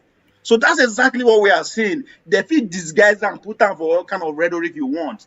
That's exactly what we are saying. And again, the Fulani man, why are they follow them politically? They understand global politics. Because now I don't say you could disagree with me and say, oh, this is conspiracy theories. There is what I call recolonization. Are you talking about the transistor radio again? Is that what we are talking about? No, there's a recolonization going on again in a different name and disguise in the name of world order. You understand? The Fulani man understand that. He's just trying to create a good space for his people to occupy in case we finally become one umbrella. Because the way we are going, if the world become one, we go see the bottom. We don't get anything to offer. Our budget now like police budget for another country. So we go see the one with the follow world order, we go see the bottom. So I say the Fulani man understand that. He's just trying to create a enabler for people to come in. And I said it before. As time goes on, it will be very hard for us to win an election without them saying yes, this is what we want. Because thousands, if not millions of Fulanis have trooped into our space, and all this killing just to create space for them. What's the Fulani population? I don't know right now. But tomorrow if they come out tell us say there be 100 million, now we will begin to argue with them. The Fulani population globally is no more than 30 million. Or globally. if the house, if there's not, it's a good achievement if Buhari can bring 50 million easy to Nigeria without any All right. resistance. And I'm That's what talking, you are saying. you know, they're in Gambia, Senegal, they're in Gambia, they're in Senegal, And they they're are in Cameroon, migrating. you They are know. migrating that way. They are Uh, uh, migrating to Nigeria. so, All so, of them. so, so all of them, they are living Gambia, they are living everywhere, and they're all No, coming. if you are, And if, that and that Networking. and that 30 million includes women and children. So what It's exactly? networking, one man. if you are Yeah, if you are a leader of the Fulanis, right. where will you look for a space? No, I'm asking you: For are they going to abandon their traditional ancestry in Guinea-Bissau, Senegambia, Cameroon, etc., Niger Republic, and they will all leave that space and come to Nigeria? no, Is this what are Yes. you saying? no. Hold on. Yes, look, all these countries that you just mentioned, Yeah. going forward, just compare them with Nigeria in terms of prosperity. No, Where I'm they go asking survive you. as? No, forget. I'm No, asking you. Are they it's a going to culture now. leave Now their them be culture. They Are they move going with to their leave tradition their now. homestead? So all of them will leave. They will leave Niger Now, Republic, come, Senegambia, everywhere, Chad, and now all come them to Nigeria. Now them be the tradition and now them be the culture. Once they move, they go with it. It goes with them. No be physical thing that is sitting somewhere and be cultural tradition now. Yeah, and them be the human. That's their culture. So All wherever right. they move, they settle there, they dominate. So they are coming to a Oh, fertile land, one of the most fertile land in the world. They are coming to settle down oh, there. There's nothing wrong. oh, And Milk we oh, and oil. allow Yes. them. all We right. allow them to do that. So Okay. Like Mohammed, I respect him. He's doing the job at his best. He's still getting job. They never fire him. He's working for the administration and he's doing the best as he can. He's No, it's doing it just the the best. double talk. Just yesterday, he was That's what telling his us they job. That couldn't. is the You details know, of his job but, description. That's what the job no, entails. hold on, hold on. What he said yesterday was so ludicrous that even he had to reverse it. He said yesterday that, and this was something quoted by the news agency of Nigeria. So he couldn't, now he's claiming he's misrepresented. He said they couldn't shoot them, so nobody is expecting you to capture somebody and then just shoot them. But then they could have shot them without capturing them. Nobody would have complained about that. But then he said crucially that they cannot prosecute them either, that they just profile them and release them back. So when this was reported, he then saw the backlash from that, saying that they cannot prosecute a mass murderer. So he has now come out to reverse that position in the public space. So that's the point. Lai Mohammed ever double talk. But That's what he's being paid to do. So he's doing a good job. If I be president, I will employ myself. so now the Kaduna State government, this Kaduna Well, State High Court has pronounced the release of El ZARZARKY and his wife. Urgent medical treatment, of course. Femi Falana facilitated this, but as ever, the Nigerian state just disregard for the rule of law. They are telling the courts to get lost, and they're still tying these people to the desk in Abuja. So, what are you making of that? The disregard of the court pronouncement on El ZARZARKY. there's Buhari. So you remember when we are, kind of going back and forth a couple of days ago Hmm. about if Supreme Court give judgment, anybody go. I said, now Buhari and Nigeria we dey. Now him be the Supreme Court. He has decided to take him as his own full responsibility that he has to, and we dey look him. That's what I'm saying. We dey look him. So I'm not surprised that he's doing that. And remember when that news broke out that it was released, I was like, what is going on between America and I was reading all kind of things to it. I'm not surprised that it's still there, and I will, because I was shocked that it has been released. Because me knows he could do that after Buhari. That's the fate that I know he could do there. But I was, I'm not surprised that the man who defied the order. That's who he is. That's his second name. All right. Thank you, V. Stay with us. Let's go to UK next. Who has been waiting patiently for his turn? UK, are you there? Yes, I'm here. So Pantami then, so no permanent friends, no permanent foes for Femi Fanikayode. The prostitute that he is, I call him a prostitute all the time, and he gives reason to that. Let me just give you this short paragraph. Shortly after, he shared a photograph with Pantami. Some Nigerians said he lacked honor for dining with somebody he described as an unrepentant jihadist, a cold-blooded beast, a psychopathic and clearly insane individual. So these are the words that Fanika they just used to describe this chap recently: unrepentant jihadist, cold-blooded beast, psychopath, etc. And here he is now beaming from ear to ear. Dollars, of course, are the prostitutes, that is Fani Kayode. What are you making of that level of hypocrisy? You okay? Yeah, well, that Panika, the one, he doesn't have any shame. One, and that one is that he's looking for contract now. Yes. Because everywhere don't they tight now, so no money no there for them. So all of them, most of them that went to that wedding is for connection and contracts. So as they go there now, you already said it that in politics there's no enemy. Anywhere there's food now, all man go rush. Everybody will go to that area now, at least for them to see their own food. So I think Faneka, I think he's looking for one, but he's looking for something now. I mean, because if he's not looking for something, he can't go there, And besides, the everywhere is hot now, so everybody's looking for something.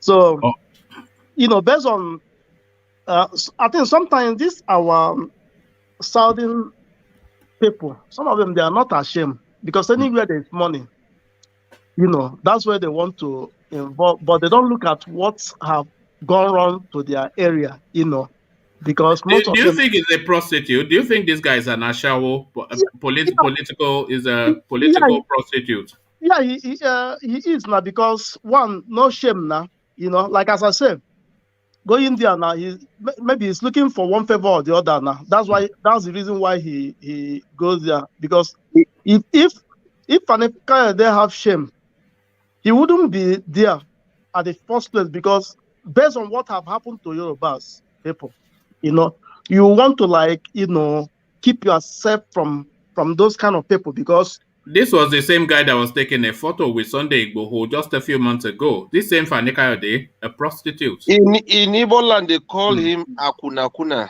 Yes.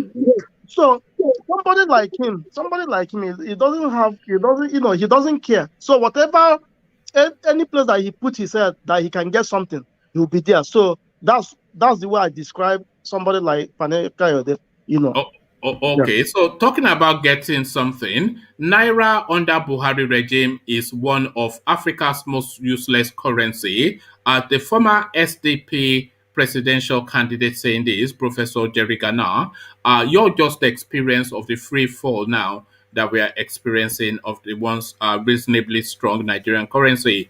Naira in free fall. What says you? Yeah, well, the Naira will keep falling because one, the politicians, they don't have any plan for the economy of the country. Again, Nigeria is not even producing anything, apart from the crude oil. Nigeria is not even producing something that is, that can give us a foreign exchange, so that at least to boost up the Naira. And again, they keep borrowing now.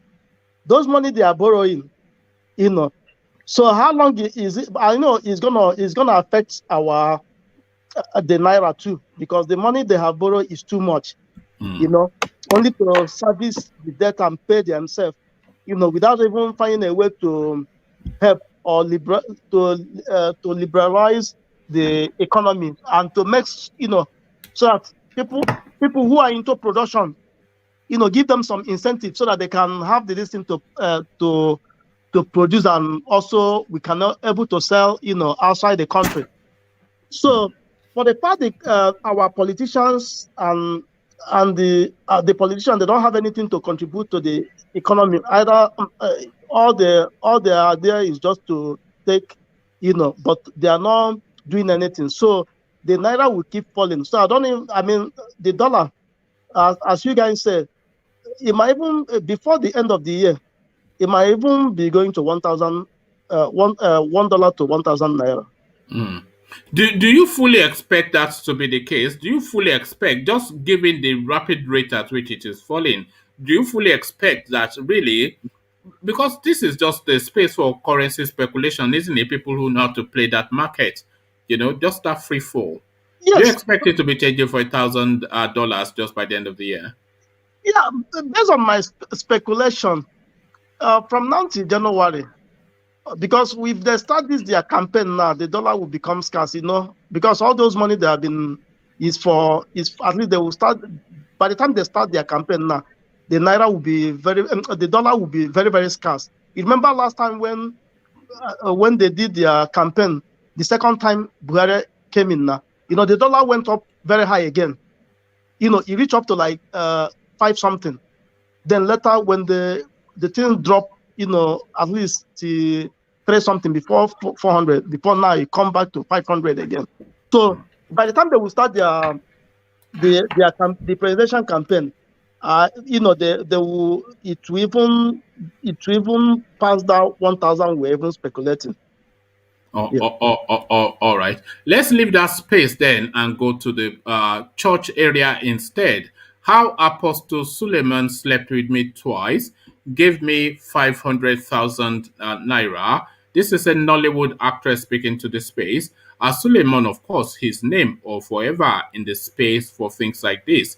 Either manna from heaven, miracle money.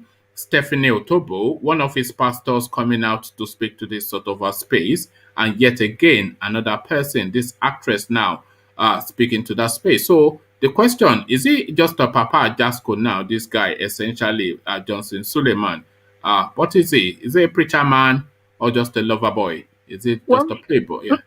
Well, the Suleiman, though, I don't really know the man now, but for a lady to come out, because I think this is not the first time they accuse him. Not even this year. It's just every 3-4 months. There's always sexual picadillos of this element. If a thorough investigation is being carried out, I think, I would say that he because the lady cannot just come out like that and say that you sleep with her or not. So for them to come out, there's something, either you didn't treat, because sometimes when you don't treat them well, that's when they will come out and say that you do that. I remember what happened to Tiger Woods now, because Tiger Woods didn't give the whatever happened to him. I've not heard that name in years. Tiger Woods. Yes. So is he still playing? I think he has an accident now. He had an accident. He rebounds back. He won his trophy. I think he had an accident. He had an accident, yeah. So that was, I mean, for a lady to come out, maybe, some of these things, maybe the man didn't pay the money he's supposed to pay. So you know how women are now. So when they think, maybe they will go and gossip somewhere. Do you think she's just clout chasing? She's just wanting to tap into his publicity to bring her name up in the media space? Because we're talking about her now just because of him, and she, of course, an actress that nobody knows. Well, that's what I'm saying now. If you notice that nowadays a lot of women have started coming. This Join Me Too organization. Me Too movement. A lot of them have started coming to speak, to speak out. So they are even influencing our African women too. So because of that, and if you and any woman do anything, maybe you didn't treat that woman very well, he might use that opportunity and say, this man do, but he didn't. He will come and tell them, look at what you do to her. So, well, I believe there must be something there, because there's no smoke without fire. So there's something that might have gone wrong, both of them. That's why the woman came. All right. Talking about bedfellows, UK, strange bedfellows, Governor of Katsina State, Masari, and IPOB are never two things that you think will be in synergy, but they seem to agree. IPOB say take to arms, defend yourselves. Governor of Katsina State say take to arms, defend yourself. IPOB locked up in prison, but Governor of Katsina State in Kano now drinking champagne with Buhari and the rest of them. Double standards and apartheid system. But what are you making of that? They are aligned in thought, IPOB and the Katsina State governor. Yes, if you look at, the country where we are now, there are two different laws, one for the southern people and one for the northern people.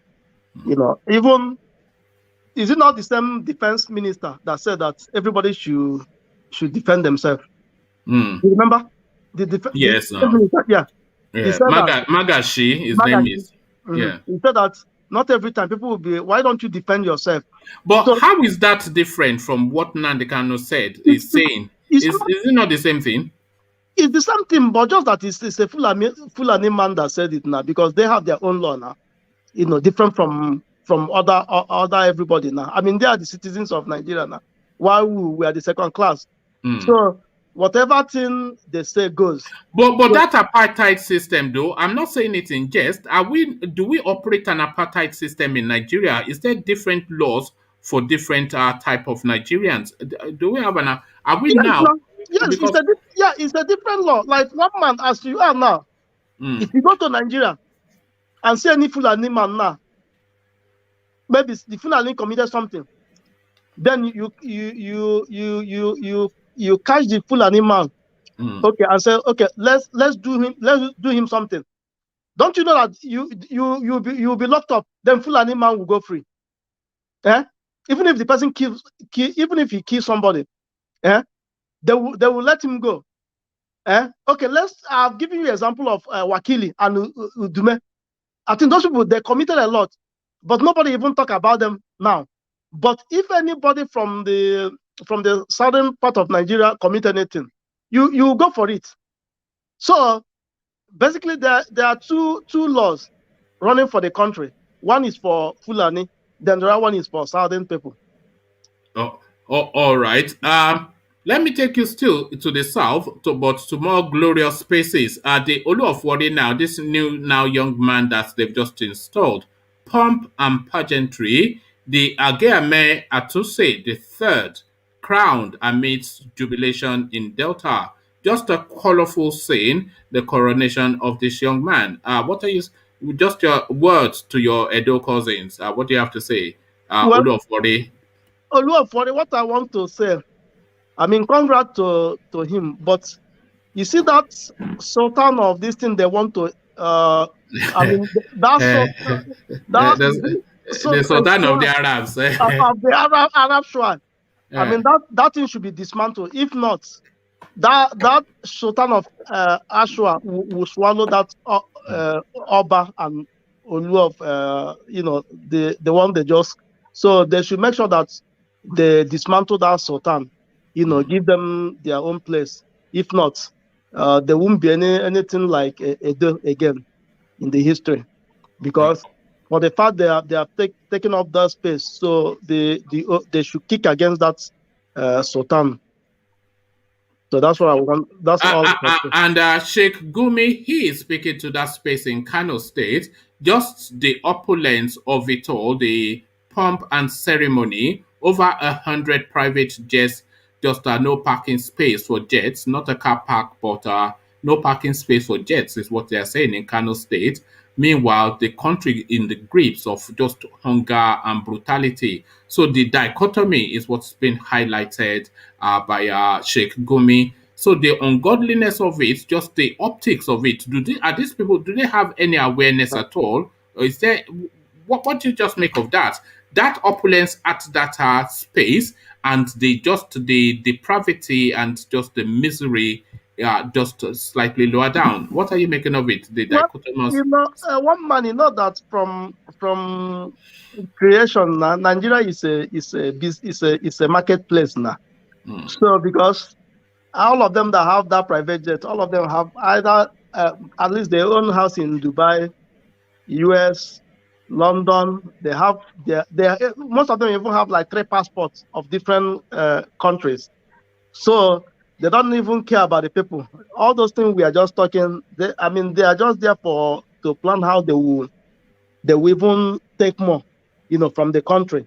So if you're a citizen of Nigeria, I mean, they don't even know if you're a citizen or not. So all they care is just about their cliques and their circle. So if any other things is going on, it's none of their business. All they care, when they come out from their house, they will go with their own security. So if a common man is dying on the road, They don't want to even hear about that. So it's Do a you, very do, you, do sensitive. you do you think at a certain level in Nigeria they don't actually have the awareness of the level of suffering? Because as you said, they come out of their house where they have silent generators that don't even make noise. So they don't even in some instances know that they're running generator. All they know is that they have light 24/7. They get into a fleet of cars that ferries them from the comfort of that space to the comfort of another space, to a private jet, to a mansion in Dubai, the Seychelles, etc. So, do you think these people do or they hear about it, but do you think they actually know what it means, the suffering that is going on in that country? Do you think they have any idea of what is going on? One man, they do because one, You think so? they have relatives now. Hmm. They have relatives. They have they have people that they went to school with. If actually if the school here in Nigeria, so they do know because nobody will tell me that even with that outside Nigeria is even knowing what is going on. So what of them, even going them even moving within that Abuja, don't they see all those hawkers running everywhere? Hmm. That's to show that the country is not good now. All right. I'm going to take your thoughts finally on El Zagzaki that got a judgment, but they're still holding him chained down. But before I go there, let me acknowledge Alexander's super chat, who is speaking to that Suleiman conversation that we're having. So Alexander super chats this. He says, "These Nollywood actresses are glorified prostitutes, are absolutely useless bunch of prostitutes, glorified hookers, absolutely useless bunch of prostitutes. I know what I am talking about." So yes, I agree. Up to there, I know what I'm talking about. So how do you know there? Have you partaken in the Alexander? Are you trying to confess something? But thank you for the super chat, Kukere Alexander. waka. Look at that, Alexander. We've caught you today. But thank you for the super chat. So back to you, UK, and just a brief thought then on just this abject disregard for court pronouncements. The court have since released Zagzaki, especially on medical grounds. Femi Falana facilitated for that, but then of course they are holding on to his passport to the point that his people are still coming out to alarm to the public space. They are writing petitions, EU, UN, etc. So disregard for the rule of law. What says you? Nothing really surprising, but just thoughts on that. UK. Yeah, because I think El Zazaki now, there Mm. are two different Muslim now. I think El Zazaki is the Shiite or the Sunni. I think it's one of them now. Yeah, he's the Shiite, and Shiite. Okay. Buhari is the Sunni. Okay. Yes. So the Shiites are the one that the Iranian now. Yes. Why the Sunnis are the Saudi. Yes. So I think because of the religion differences now, I think this Buhari of a person wants to deal with that man, no matter what, because for them now, they don't like the shy people. So, for Buhari to still break the law, that's to show you the level of impunity in that country. Because for the fact the court have declared that this man should be free, then they still pounds on this El Zazaki. I mean, that's to show that Nigeria is a lawless nation. They don't respect law. All right. Thank you. Stay with us, UK, just for as long as you can. Let's go on to Charles next, who has been waiting patiently. Charles, do we have you? Yeah. All right, good, Charles. You know what the talking points are? So Fani Kayode, he is still he's partying with the terrorists. What are you making of that? Do you know who Fani Kayode is? No, but I don't know who is he. I don't know who that guy is. No, I'm not sure that it really matters that much. But the Naira, though, you know what that is, the Nigerian currency in free fall, one of the worst now in Africa, according to a senior Nigerian politician. What are you making of the alarming rate at which the Naira is falling The against Naira is sad. Even people who put cars to Nigeria are realizing cars get so expensive now. They can't even ship the car because the port is charging. Port in Nigeria charging a lot of fees just get a truck from the port. That's sad. Charging a lot of fee just to get the car from the port in Lagos. Have you tried sending a car to Lagos? Are you sending? No, I don't send a car. I know people do send cars in Lagos, and they say that it's getting worse for them because the port is charging a lot of fees. Because some of the port people are criminals. They charge a lot of fees when you send a car, and it's sad. And the knife is going up, so car prices are going up in Nigeria and here too. Well, car prices are going up in America. How so? You know why going up in Nigeria? Nigerians are bidding too high. Nigerians are paying too high. They're the reason. I think the parties are doing that. They're the reason why car prices are high. They're the reason why the knife is going up. But that's the reason, because the economy in Nigeria is going down. When there's no security, hunger in the nation. People are dying of hunger, flooding, environment issues, security, everything is causing the economy to go down. It's that. Nigeria, why did you destroy the whole? Go to Johnson and Abacha were best. At least they were core, but at least the economy was stable. But now are you saying Abacha? What did you say Abacha? Abacha was the best. Is that what you said? I knew they're core, but at least they were best. It's still stable. The economy is now worse in Buhari. He destroyed the whole economy. No, I think this is the worst we've ever experienced in Nigeria. That guy's an idiot. Well, I wouldn't disagree with you, but he destroyed the whole economy, and it's sad. Like, why you do a president? A president's supposed to be somebody who help the life of the people, not about yourself.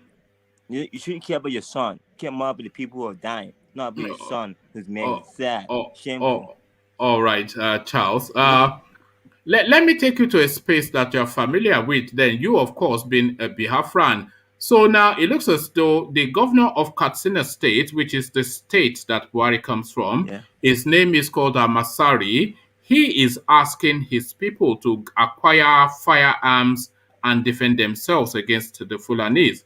This, of course, is what Nnamdi Kanu has been advocating for many years. So it looks as though now the Northerners are agreeing with what Nnamdi Kanu is saying, that people have to defend themselves and acquire fire.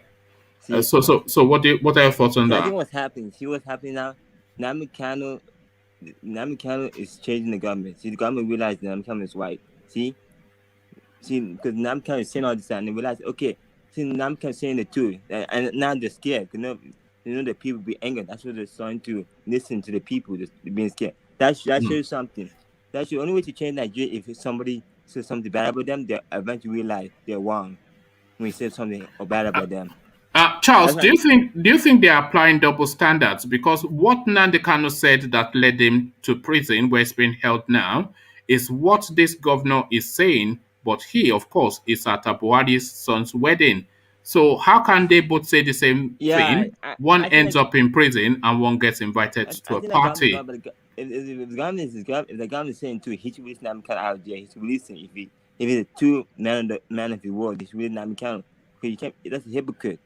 You can't say one thing and you can't say, hey, you can't say the but the guy saying the truth is in jail. That's wrong. And they know they're gonna kill Nnamdi Kanu. They're gonna kill that guy. I don't think they will. I think they will release him at some point. If they do that, then Nigeria will fall, and God will not be happy. The land of the Lord will not be happy. God will show a fire to them. They will see. They don't know what they're messing with. They will see. All right. I can stand it. I'm not sure which of these stories you can still comment on. I think the reason why the Katsina government said he realized that his own people being killed. Don't ask people. He realized no. That's exactly why. Because of course his people are being killed, and of course it's a different story when they are killing them in the north. That is why I'm saying, is there a double standard within the Nigerian space, which everybody seems to think there is. But this probably because a lot of these stories are very localized within Nigeria, and I'm not expecting you to know that much about them. But you might well have a comment on this. Just the private jets that are going to Buhari's son's wedding, over 100 at the last count, and people are contrasting that with the level of poverty that is in Nigeria and saying how insensitive it is. So 100 and more private jets going to Kano to worship Buhari as people continue to suffer in abject poverty. What do you think of that, Charles? All these private jets are paid by the people, but the poor people, they pay the private jet, but paying all the taxes. Why you have just a son's wedding? That's in America. They don't do celebration. They do it like normal. In Nigeria, they do it over the top just to What do you show they mean? have The money. Americans are show-offs too. Yeah, what do you mean? You guys are show-offs over there. Yeah. All the money all the money throwing is cost money. Mm. The cost money they're throwing up in there. It's sad. Shame on to them. Oh, all right. Okay. Thank you, Charles. Stay with us. Let's now go to engineer. Engineer, thank you for holding. Fanikayode and prostitution, the two words that now seem to be interlinked, and the naira in free fall. Engineer, you're wearing Nigerian colors today. Yes, good evening, everyone. And today, is it today our president's son's wedding or yesterday? It was on Yes, it's today. Friday. Is that why you are wearing? Are you celebrating? Is this? If you can't beat them, you have to do what? This is it. Hmm? But you are not getting the dollars now, so Don't worry. By the time they will watch this video, when they start tracing and sending the dollar, things will be normal. Okay. Yeah. You should have even played the national anthem for them. One man. Honestly, this is it. Maybe that will be. I'll try and download that. Maybe that will be one of you the understand? intros. Yeah. So they will know that we recognize them as well in eating the country money. See, when you're talking about FFK. But my own national anthem is Nigeria, we hailed you, and yours is Arise, O compatriot.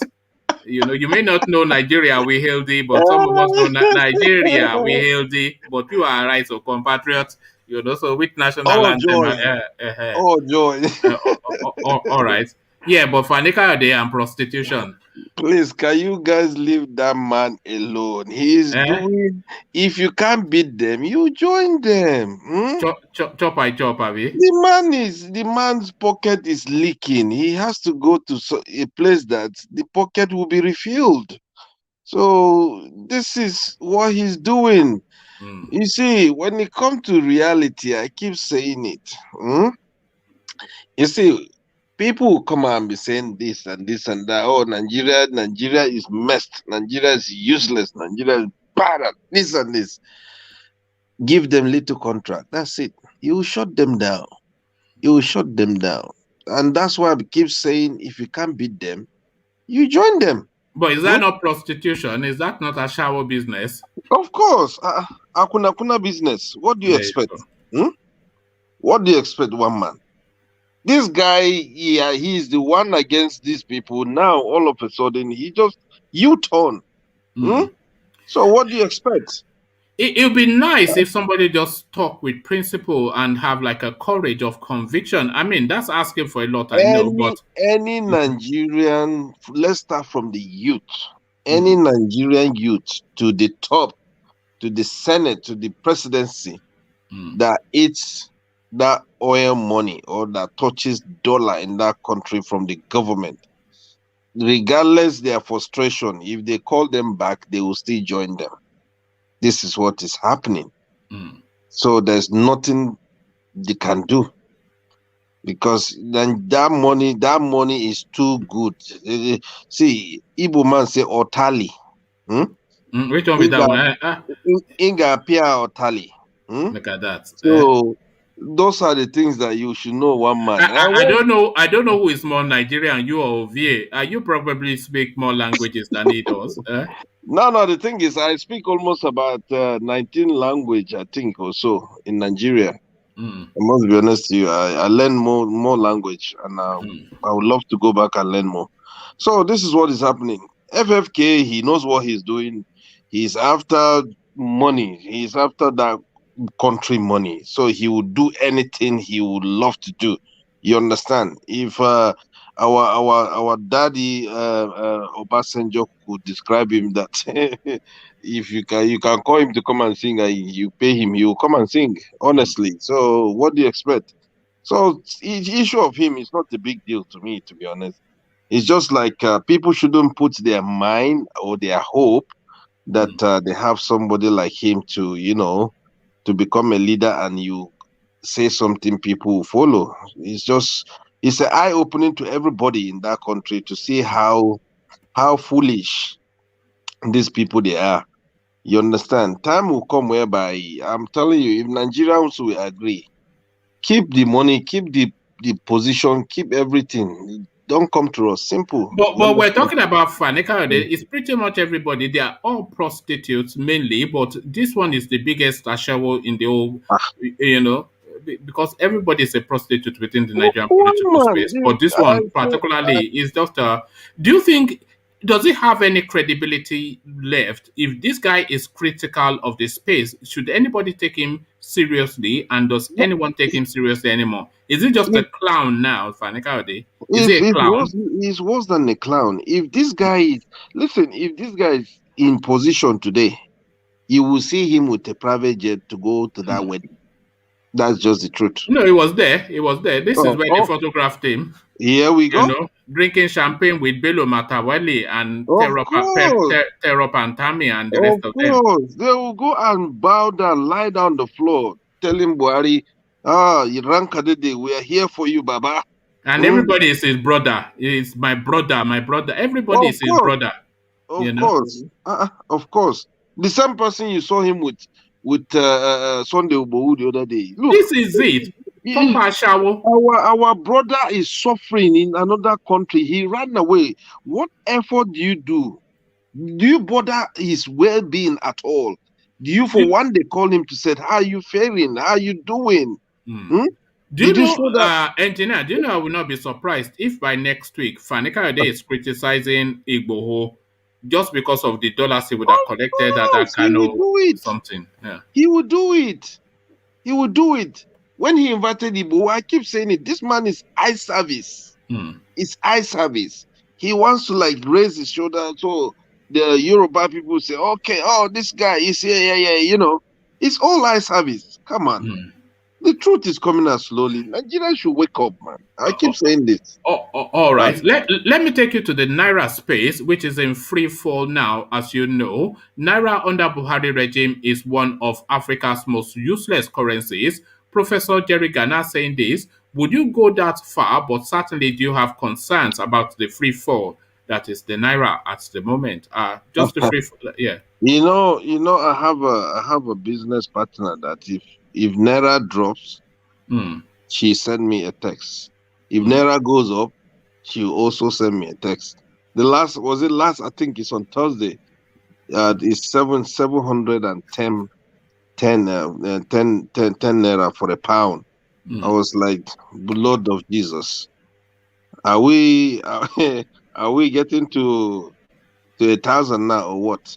No. Do you think we're going to hit 1,000 by the end of the year, or certainly by the first quarter of next year? I think maybe some months before our Baba will vacate the country. I think that will hit that amount. That will hit that level. The way I'm seeing things are going now, that would definitely hit that. Do you think it's worth stockpiling Naira to be buying now? Because I think as soon as Buhari leaves, the Naira will recover. Because I think a lot of this high thing is the lack of confidence in Buhari. I think I might well be just buying Naira now and just. No, honestly, this is what I always say to people: if you have money now, just push it to your account back home if possible. And if you even push it, sometimes you have to make sure you take it and maybe put it at home or somewhere and save it, to be honest. Because right now, I'm telling you, the level how that money is dropping, unbelievable, It's sad. It's really sad. Look, what are we exporting now? Let's be honest. What is the country doing It's called a mono economy, an economy that relies on just one item, a mono economy. That's all, which is the oil. That's it. Apart from that, what else again? Nothing. Remember when Buhari came in, he said he was going to diversify into agriculture. This was the mantra that he was chanting all the way through from day one, agriculture. We're 6 years in now, and the country now, people are starving. So what is it growing in 6 years that has not germinated in 6 years? What agriculture is it? Agric-Boko, that's what we are studying now in Nigeria. Agric-Boko. There's nothing like agriculture again in Nigeria. It's Agric-Boko or Agric-Bandits. This is what is happening. Because all the farmers, they chase them away. It's sad, as Charles will say. It's just sad. Is it sad, Charles? What is it? Is it sad, Charles? Charles, are you there? Maybe he went to pray. So no, well, Charles does a lot of things. A lot of it you don't want to know, but he's a young man, so you know what young men do. But let's exactly. quickly move on from there. But not so young man, Apostle Justin Suleman, but still the Papa Jasko Boyalinko. Don't wear miniskirt. Don't wear miniskirt past him. Oh, he will just don't let him see your wife. This is it. One man. Let me give you analysis now, right? Pastor Gigolo. Let me give you analysis. You see, from 1999 down to 80s, down to 70s, pastors can cast away demon from someone's body. They call it evil spirit. But these days, pastors are casting the flesh. They are casting everything. They are casting the figure. This is what is happening. If truly this is what he did, so what man? Body no be firewood now. Yeah, but it be like saying your body too day hot. Just I mean, every single time you never. This guy now is starting to irritate me slightly. Just not even last week, but this week we were laughing about his miracle money. Miracle money. And very quickly, some actress is paying her 250 per ton. Look at that, eh? I thought it was 10K though. Maybe 250 per night, you know. And you will see, you will see our poor brothers and sisters working hard, going to sow seed. Don't touch not my anointed. Well, I won't curse them. I won't say a word, but the truth is coming out. I keep saying this. The truth is coming out.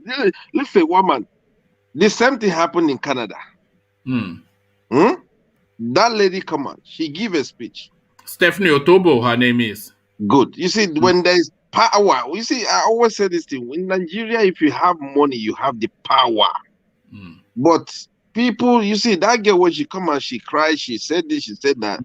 People say, you understand? This is what is happening in Nigeria. If you can't beat them, do you not think it's expensive though? Is it not high class? 250,000 per night. And that one is chicken change to him. One man, it's chicken change. One man, what are you talking about? Look at that. That is somebody's salary per night. Yeah, annual income. How many Nigerian managers, bank managers, they can? But that girl do 2 nights, she collect $500,000. Wow. So look. At the end of the day, he's preaching. He's casting demons. This is what is happening. He's doing the job.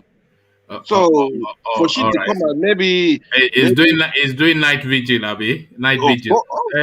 Of course. You see, you have to remove some demon from some ladies. They need it. They need that deliverance.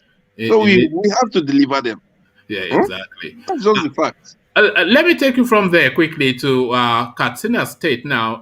He's speaking the tonality of Nnamdi Kanu. But then, of course, he's telling people to carry arms and defend themselves. He gets invited to a wedding and Nnamdi Kanu incarcerated. The double standards, what are you making of it? One man. See, you see, sometimes, you see, these are people, Our people need to learn. They need to learn. Up to now, most people are living in blind spot. You have to learn from something. This man is in power. His brothers will say anything they feel like to say. They do anything they feel like to do. And what do you think will happen? Do you know the killing in Plateau State? The killing in Plateau State. The chief security army, the top guy who paraded those Boko Haram. I think I sent you a link in it. They kicked him out. How dare you? He's even lucky. They would jail him or they will go and lock him up. You understand? A senior Nigerian army officer. So from there, what you look at, listen, The country has turned to something that if you can't beat them, you join them. I keep saying this. Fulani man don't care. They already circle everywhere in that country. You understand? The only place they are looking to penetrate now is the South. Once they gain that power in that South, I'm telling you, they will play kukere with every human in that country. This is what they're doing. Fulani man don't care about saving money or, gallivanting with money or showing money on social media. They don't care. Fulani man cares about his power and what? His movement. I always say this, Fulani people, they speak in one voice. And that's why things are working for them well in that country, Nigeria. What is wrong with us? Huh? Till today, till tomorrow, Fulani man will give us money. We'll shut down Ahmad. We'll keep quiet. Today, if any Nigerian politician or any elite Fulani man will offer you money, can you be able to deny it? Or can you reject that money? Just reject that money. Can you do it? That's the question we should be asking ourselves. They won't do it because they know they are getting the money. Because look, we shouldn't be deceiving ourselves. I keep saying this time without number. How can somebody like that man who sit down and make things, for it's something we need to open our eyes now. One man. So it is essentially a double standard. Then let me acknowledge Alexander's super chat, and then I'll take your comment on just the last story. So this is what Alexander is saying to the space. It says, one man, Mayaburu, FFK is bipolar, a mental condition, albeit a fantastically educated individual. Hence, he flip-flops. So apparently, Fani Kayode is bipolar, according to Alexander. Who would know? Yeah, but Alexander, he's Mr. Short Fuse, isn't he? Yes, he has a temper. Yes, he has a temper, short doesn't he? fuse, Yeah. Very, very high temper. I'm telling you. Did you see that clip when he was attacking some journalists? Oh and then, my God. He was so ugly, If they gave him opportunity, I think he will remove that guy's skin. The skeleton will just be he had that guy arrested after they left that space. It was only Can you imagine? He has a police orderly. Yeah. Wow. That's to tell you the level of how foolish the country is. How the evil people, they empower, they abuse the power. They don't value the power anymore. It's sad. It's really sad. That is Charles' word. So it's sad, so sad. So let me take your thoughts then on just this last story. ZARZARKY now, the courts have released him on compassionate grounds facilitated by Falana to go on this. Remember, he went on that medical to India and they brought him back. But now they have held on to his passport and they are not allowing him the treatment that the law has said that is entitled to. So disregard for the rule of law, nothing changes for the Buhari administration. ZARZARKY. When you try, Baba, what do you expect? What will you get? Don't see Nigeria the way it is now today.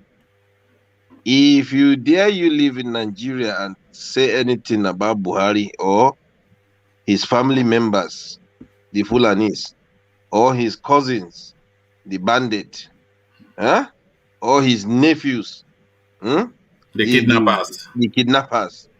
You are finished. You are finished. Because that man will haunt you. He will haunt you. He has a limited time. So what do you think he wants to do? He wants to make sure. He wants to make sure he made everything necessary for his people. That if he leave, there will be no, president, this, let's attack him. Those people, they are all in uniform. They will say, no, there's nothing you can do. And that's it. So what do you expect? No, wow. What do you expect? It never. Sometimes I feel as though it's just deja vu. We recycled it all the time, and we never really get to a better place. Tomorrow it will be the same set of things again. I'm telling you, Fulani man knows how to deal with Nigerians. They speak in one voice, and that's why things keep going well for them. It keeps going well. All right. Thank you, engineer. And I think. Go on. also, I saw the video you played earlier on the the jets. The private jet. Hey, If we don't enter one chance for that country, you know. oh boy! Yes, we don't enter one chance. Oh my look! Look at that, and you say there's poverty in the land. Where is the poverty? Show me the poverty now. Oh my goodness me! Look at that. Wow! You say people are hungry. Where is the hunger? Show me the hunger. Wow! Private jets. This alone is more than the fleet of most African countries. They don't have 1% of this in 80% of it. The private jets, all this, if they sell it, there's no need for Nigeria to go and take a loan. You know. And There's those are no- jets owned within the Nigerian. That's Of just course. a small percentage of what's owned within Nigeria. Of course, that's why the pastors these days, they're showing off. And you'll be surprised a lot of the people that own those jets under 40. More than that. Yes. More than that. Because This is ridiculous. if you are wondering who owns those jets, let me show you the owners of those jets. You'll see them now because I have them on video. These are the owners My of the goodness. jets. You see? You see, oh, You are telling me these ones don't own private jets. These are the owners of the private jet now, under 40. You know? this one, some of them, they are my younger ones, eh? Yeah. So that's the There's Nigerian problem in narrative. that country. There's problem. I keep saying it. There's problem, one man. That country is, according to Yoruba, Yes, we don't enter one chance with that country. All right. Thank you, engineer. We'll start to round off, and then we'll take UK first, then Ovie, come back to you, engineer, and then Charles can round things up for us. So UK, just your parting remarks, and then we'll round off. Well, you guys already said it. We have entered one chance, so it's up to for us to rise up and take back the country. If not, it's gonna be a terrible situation for all of us. And again, things already scattered. So some of the things they have destroyed, it will take us so many years to revamp it. So that's all I can say. All right. Thank you, UK. Always a delight. UK now a regular staple on the channel now. The superstar of the channel, of course, Ovie. Your thoughts? Ovie, quick words. I mean, so it's funny. I wish I was here yesterday though, because I actually, was interested in yesterday. I mean, it's they've spoken. There was a party, and we are not invited. But they did not leave. They did not leave us stranded. They did not leave us outside or idle. They give us something to do. They give us bill, open grazing to keep analyzing, and what they do you pay expect? to keep us busy while they finish their their party. So I mean, I don't know why that, I think at this point I could begin to see my reasons all along. It's a game. It's a game. People they die every day. News are kind of Nigeria. Those motherfuckers are partying. They don't care. Excuse my foreign language. So who won't carry their matapu for here? Naisabi. Daily Pharaoh to me say something. He wrote a book. Don't die for their war. Their war. If you kill yourself, now you kill yourself, you die for nothing. So it's a game. The only way to get back at this game, the only way to produce people's president is when the people decide to come together. But at this point, 2023, the game is over. They don't win again. They won. All right. Thank you, Ovie. We've lost Charles, but we have Alexander. So Alexander can have the final word. But first, we go to engineer to get his thoughts. So thank you, Ovie. A shortish session this time around. So engineer, your thoughts, and then Alexander can take it home for us. So engineer. Yeah, thank you. And hello, Alexandra. Hope you're doing good. Good to see you. Yeah, well, when it comes to Nigerian stuff, I keep saying it. If you can't beat them, you have to join them. That's just the truth. And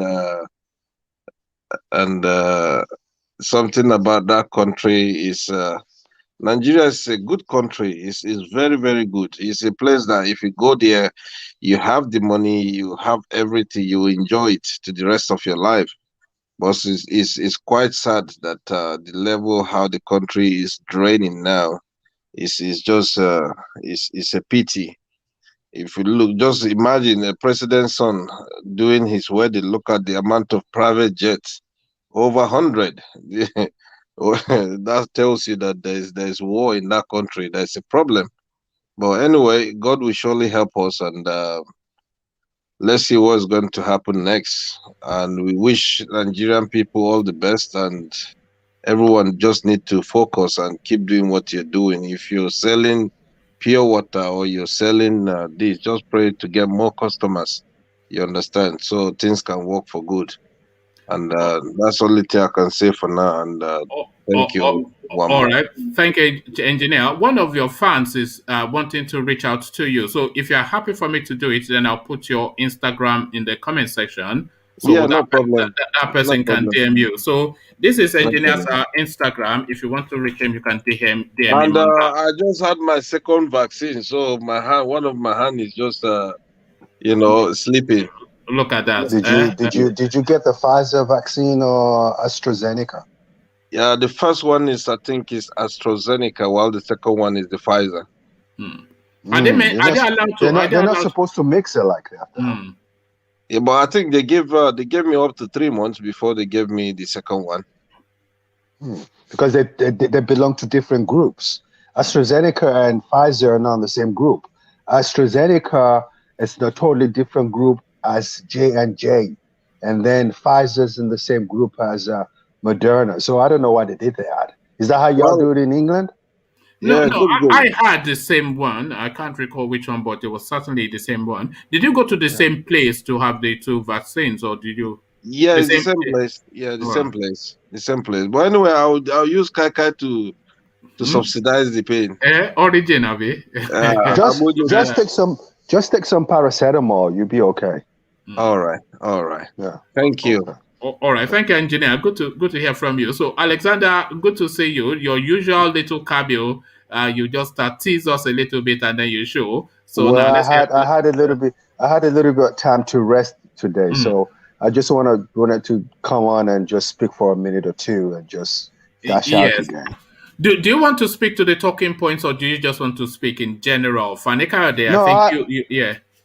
Fanika there is a prostitute. In that profession, we know he has a mental condition, but he's a very smart guy. Was he not institutionalized in Ghana once? In Ghana. In Ghana. He had a drug problem. Yes. And and then he that was what happened. So, but you can't take it away from him. He's a very smart person. No, he's probably the most elitist person from Yoruba land today.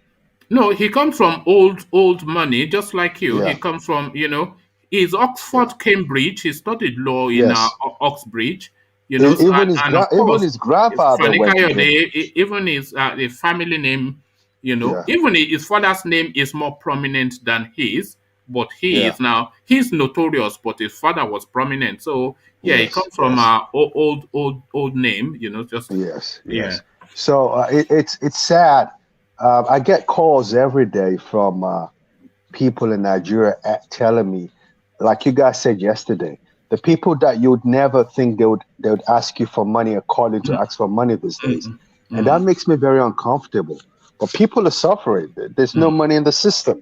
I mean, I have old friends who were very successful at calling for 50,000 naira. It breaks my heart. The country's dead. This guy's the worst president Nigeria's ever had. He is the worst president. How long do you think it will take to recover? If we it would never be the same again. Nigeria would never be the same again. They've lost so much. They've mortgaged the country. I have a friend from Ugeli who took an investment of $5 billion to Nigeria from South Korea. They won't do any business with him because he's not a northerner.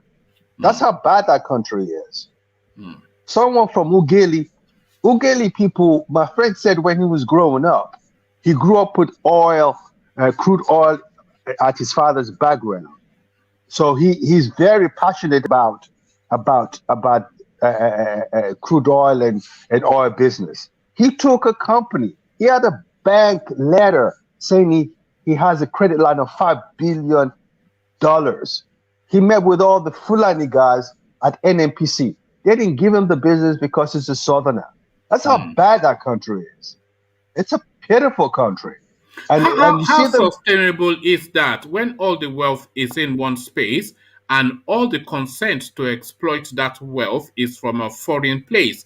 So all the oil in Niger Delta and the consent to explore it in Borno, how is that sustainable? I don't understand. I don't understand it.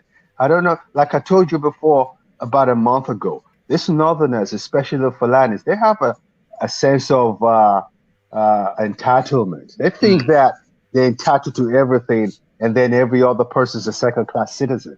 You know, it's ridiculous. Look, Do you think we're too meek in our relationship? Do you think we've allowed them to be in that space to have that? Because there's never been any real pushback against these people. So why would they? I think we used to look down at them at our peril.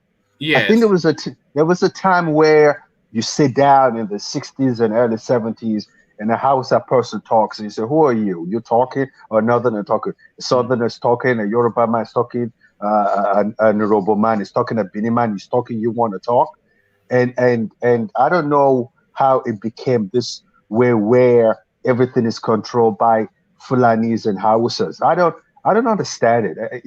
I don't understand what went wrong. I really don't. I don't understand it.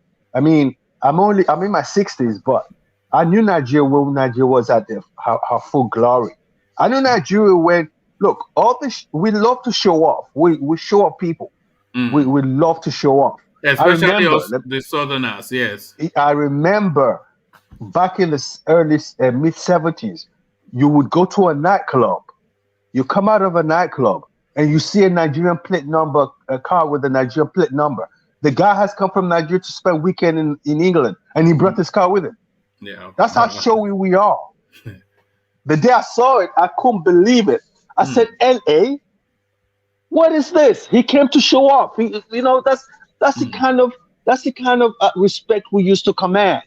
I knew England where a white woman would just shake because she knows you're Nigerian. She just wants to tell people my boyfriend is a Nigerian. Now people don't want to even hear about us anymore. Look at the way they will make you. Look at the way they were making fun of us on Channel 4 News the other day. Yes, just we're a global mockery now. But a contrast to this time you are describing, Alexander, with this headline, Naira under Buhari regime is one of Africa's most useless currencies. So 700 and something to the pound now, 500 and something to the dollar now. So it's just in free fall, isn't it? It was 180 to the dollar just 2015 when this guy came in. 500 to the dollar now and just falling and falling.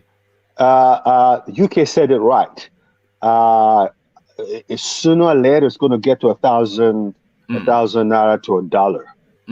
And that's just indicative of the level of inactivity the economy is. The economy, I mean, Jalikoko said something this morning. It broke my heart. I couldn't even do any consultation today. So you have to borrow money to run a budget.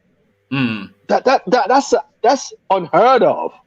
And a lot of that budget, recurring expenditure. So it's not capital projects that they are borrowing money to fund. They are borrowing money to pay salaries. So they're borrowing money to spend on something that does not bring money back. I know. It's. I don't know, man. I don't know. I think people just need to go their separate ways, really. But I know it's not going to happen. The Hausa man, the Northerner would not let. The day they discover oil in commercial quantity in the north, then they can say, okay, you know what? We can all go our separate ways. So long as they haven't discovered oil in commercial quantity, you can take this to the bank. It's never going to happen. Yes. But the day they discover it and they know they have it in large quantity, in commercial quantity, they won't care about what the South is talking about anymore, because they're holding on to Nigeria because of the oil in the South. That's all it is. They don't care about Southerners. They don't care. Alexander, speak to this video a little bit. What you're saying on your screen. Yeah, I see. We talk about poverty. Yes. Yeah, fleet of private jets. I see it. I mean, hey, that's Nigeria. We show. Just the contrast between the poverty and this opulence. We show. Yeah. This is for Buhari's son. I know. Yeah. That's pitiful. That's pitiful. That's so sad. And knowing the way I know Ghana, that's why Ghanaians don't like us. Ghanaians can't stand Nigerians. They tolerate us, but they don't like us because we pushy, we showy, we love to take control of what doesn't belong to us. And I'm talking as Nigerians now. I'm not excluding any ethnic group. We're all the same. We like to show off, particularly Yoruba people, but we love to show off. And that's who we are, and we've lost our glory. Back in the days, you could do it and say, yeah, Nigerians, Arabs, but now we're just a laughing stock, really. We are a laughing stock. You say especially Yoruba people, but I'm not quite sure if you saw the coronation of the Olu Of Warri, the splendor and just the regalia, pomp and pageantry is just opulence in this. No. Yeah, no, they don't have it. They don't have it. When you're talking about showy people, you can't take it away from Yoruba people. It's in the blood. And whatever you're seeing, Shekiri people do. Shekiri people are Yoruba people. Don't let anybody fool you. I've had Shekiri people work for me, and they speak their language. I speak Yoruba to them. They speak. I can understand one man. You can understand a Shekiri person more than you can understand an Ondo person. So why are they playing hard to get? Why are they playing hard to get? Because they've been out of the Yoruba ethnic. If you Google Shekiri, they will tell you they speak Yoruba. They will tell you they speak Yoruba. They're Yoruba people. How can you speak Yoruba and say you're not Yoruba? It doesn't make any sense. That's to use your word, that's an oxymoron. It does not make any sense. It's a contradiction in terms. So, but they've been out of the Yoruba space for a long time. They were associated or they have an affiliation with Benin. People around that. It just befuddles me, their king is called Shola and it's the Olu of Warri. And you are saying that I know that space. I know that space very well. Yes, I know that space very well. The three major ethnic groups in Delta State are Shekiris, Ijos, and Urobos. Urobos are number one.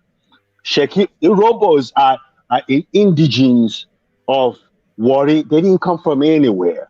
Maybe some people will tell you they came from Benin, but people from that Delta Bendel State would always tell you, we're from Benin. We're from Benin. But these are just exaggerated history. No one knows for sure. But I can tell you something.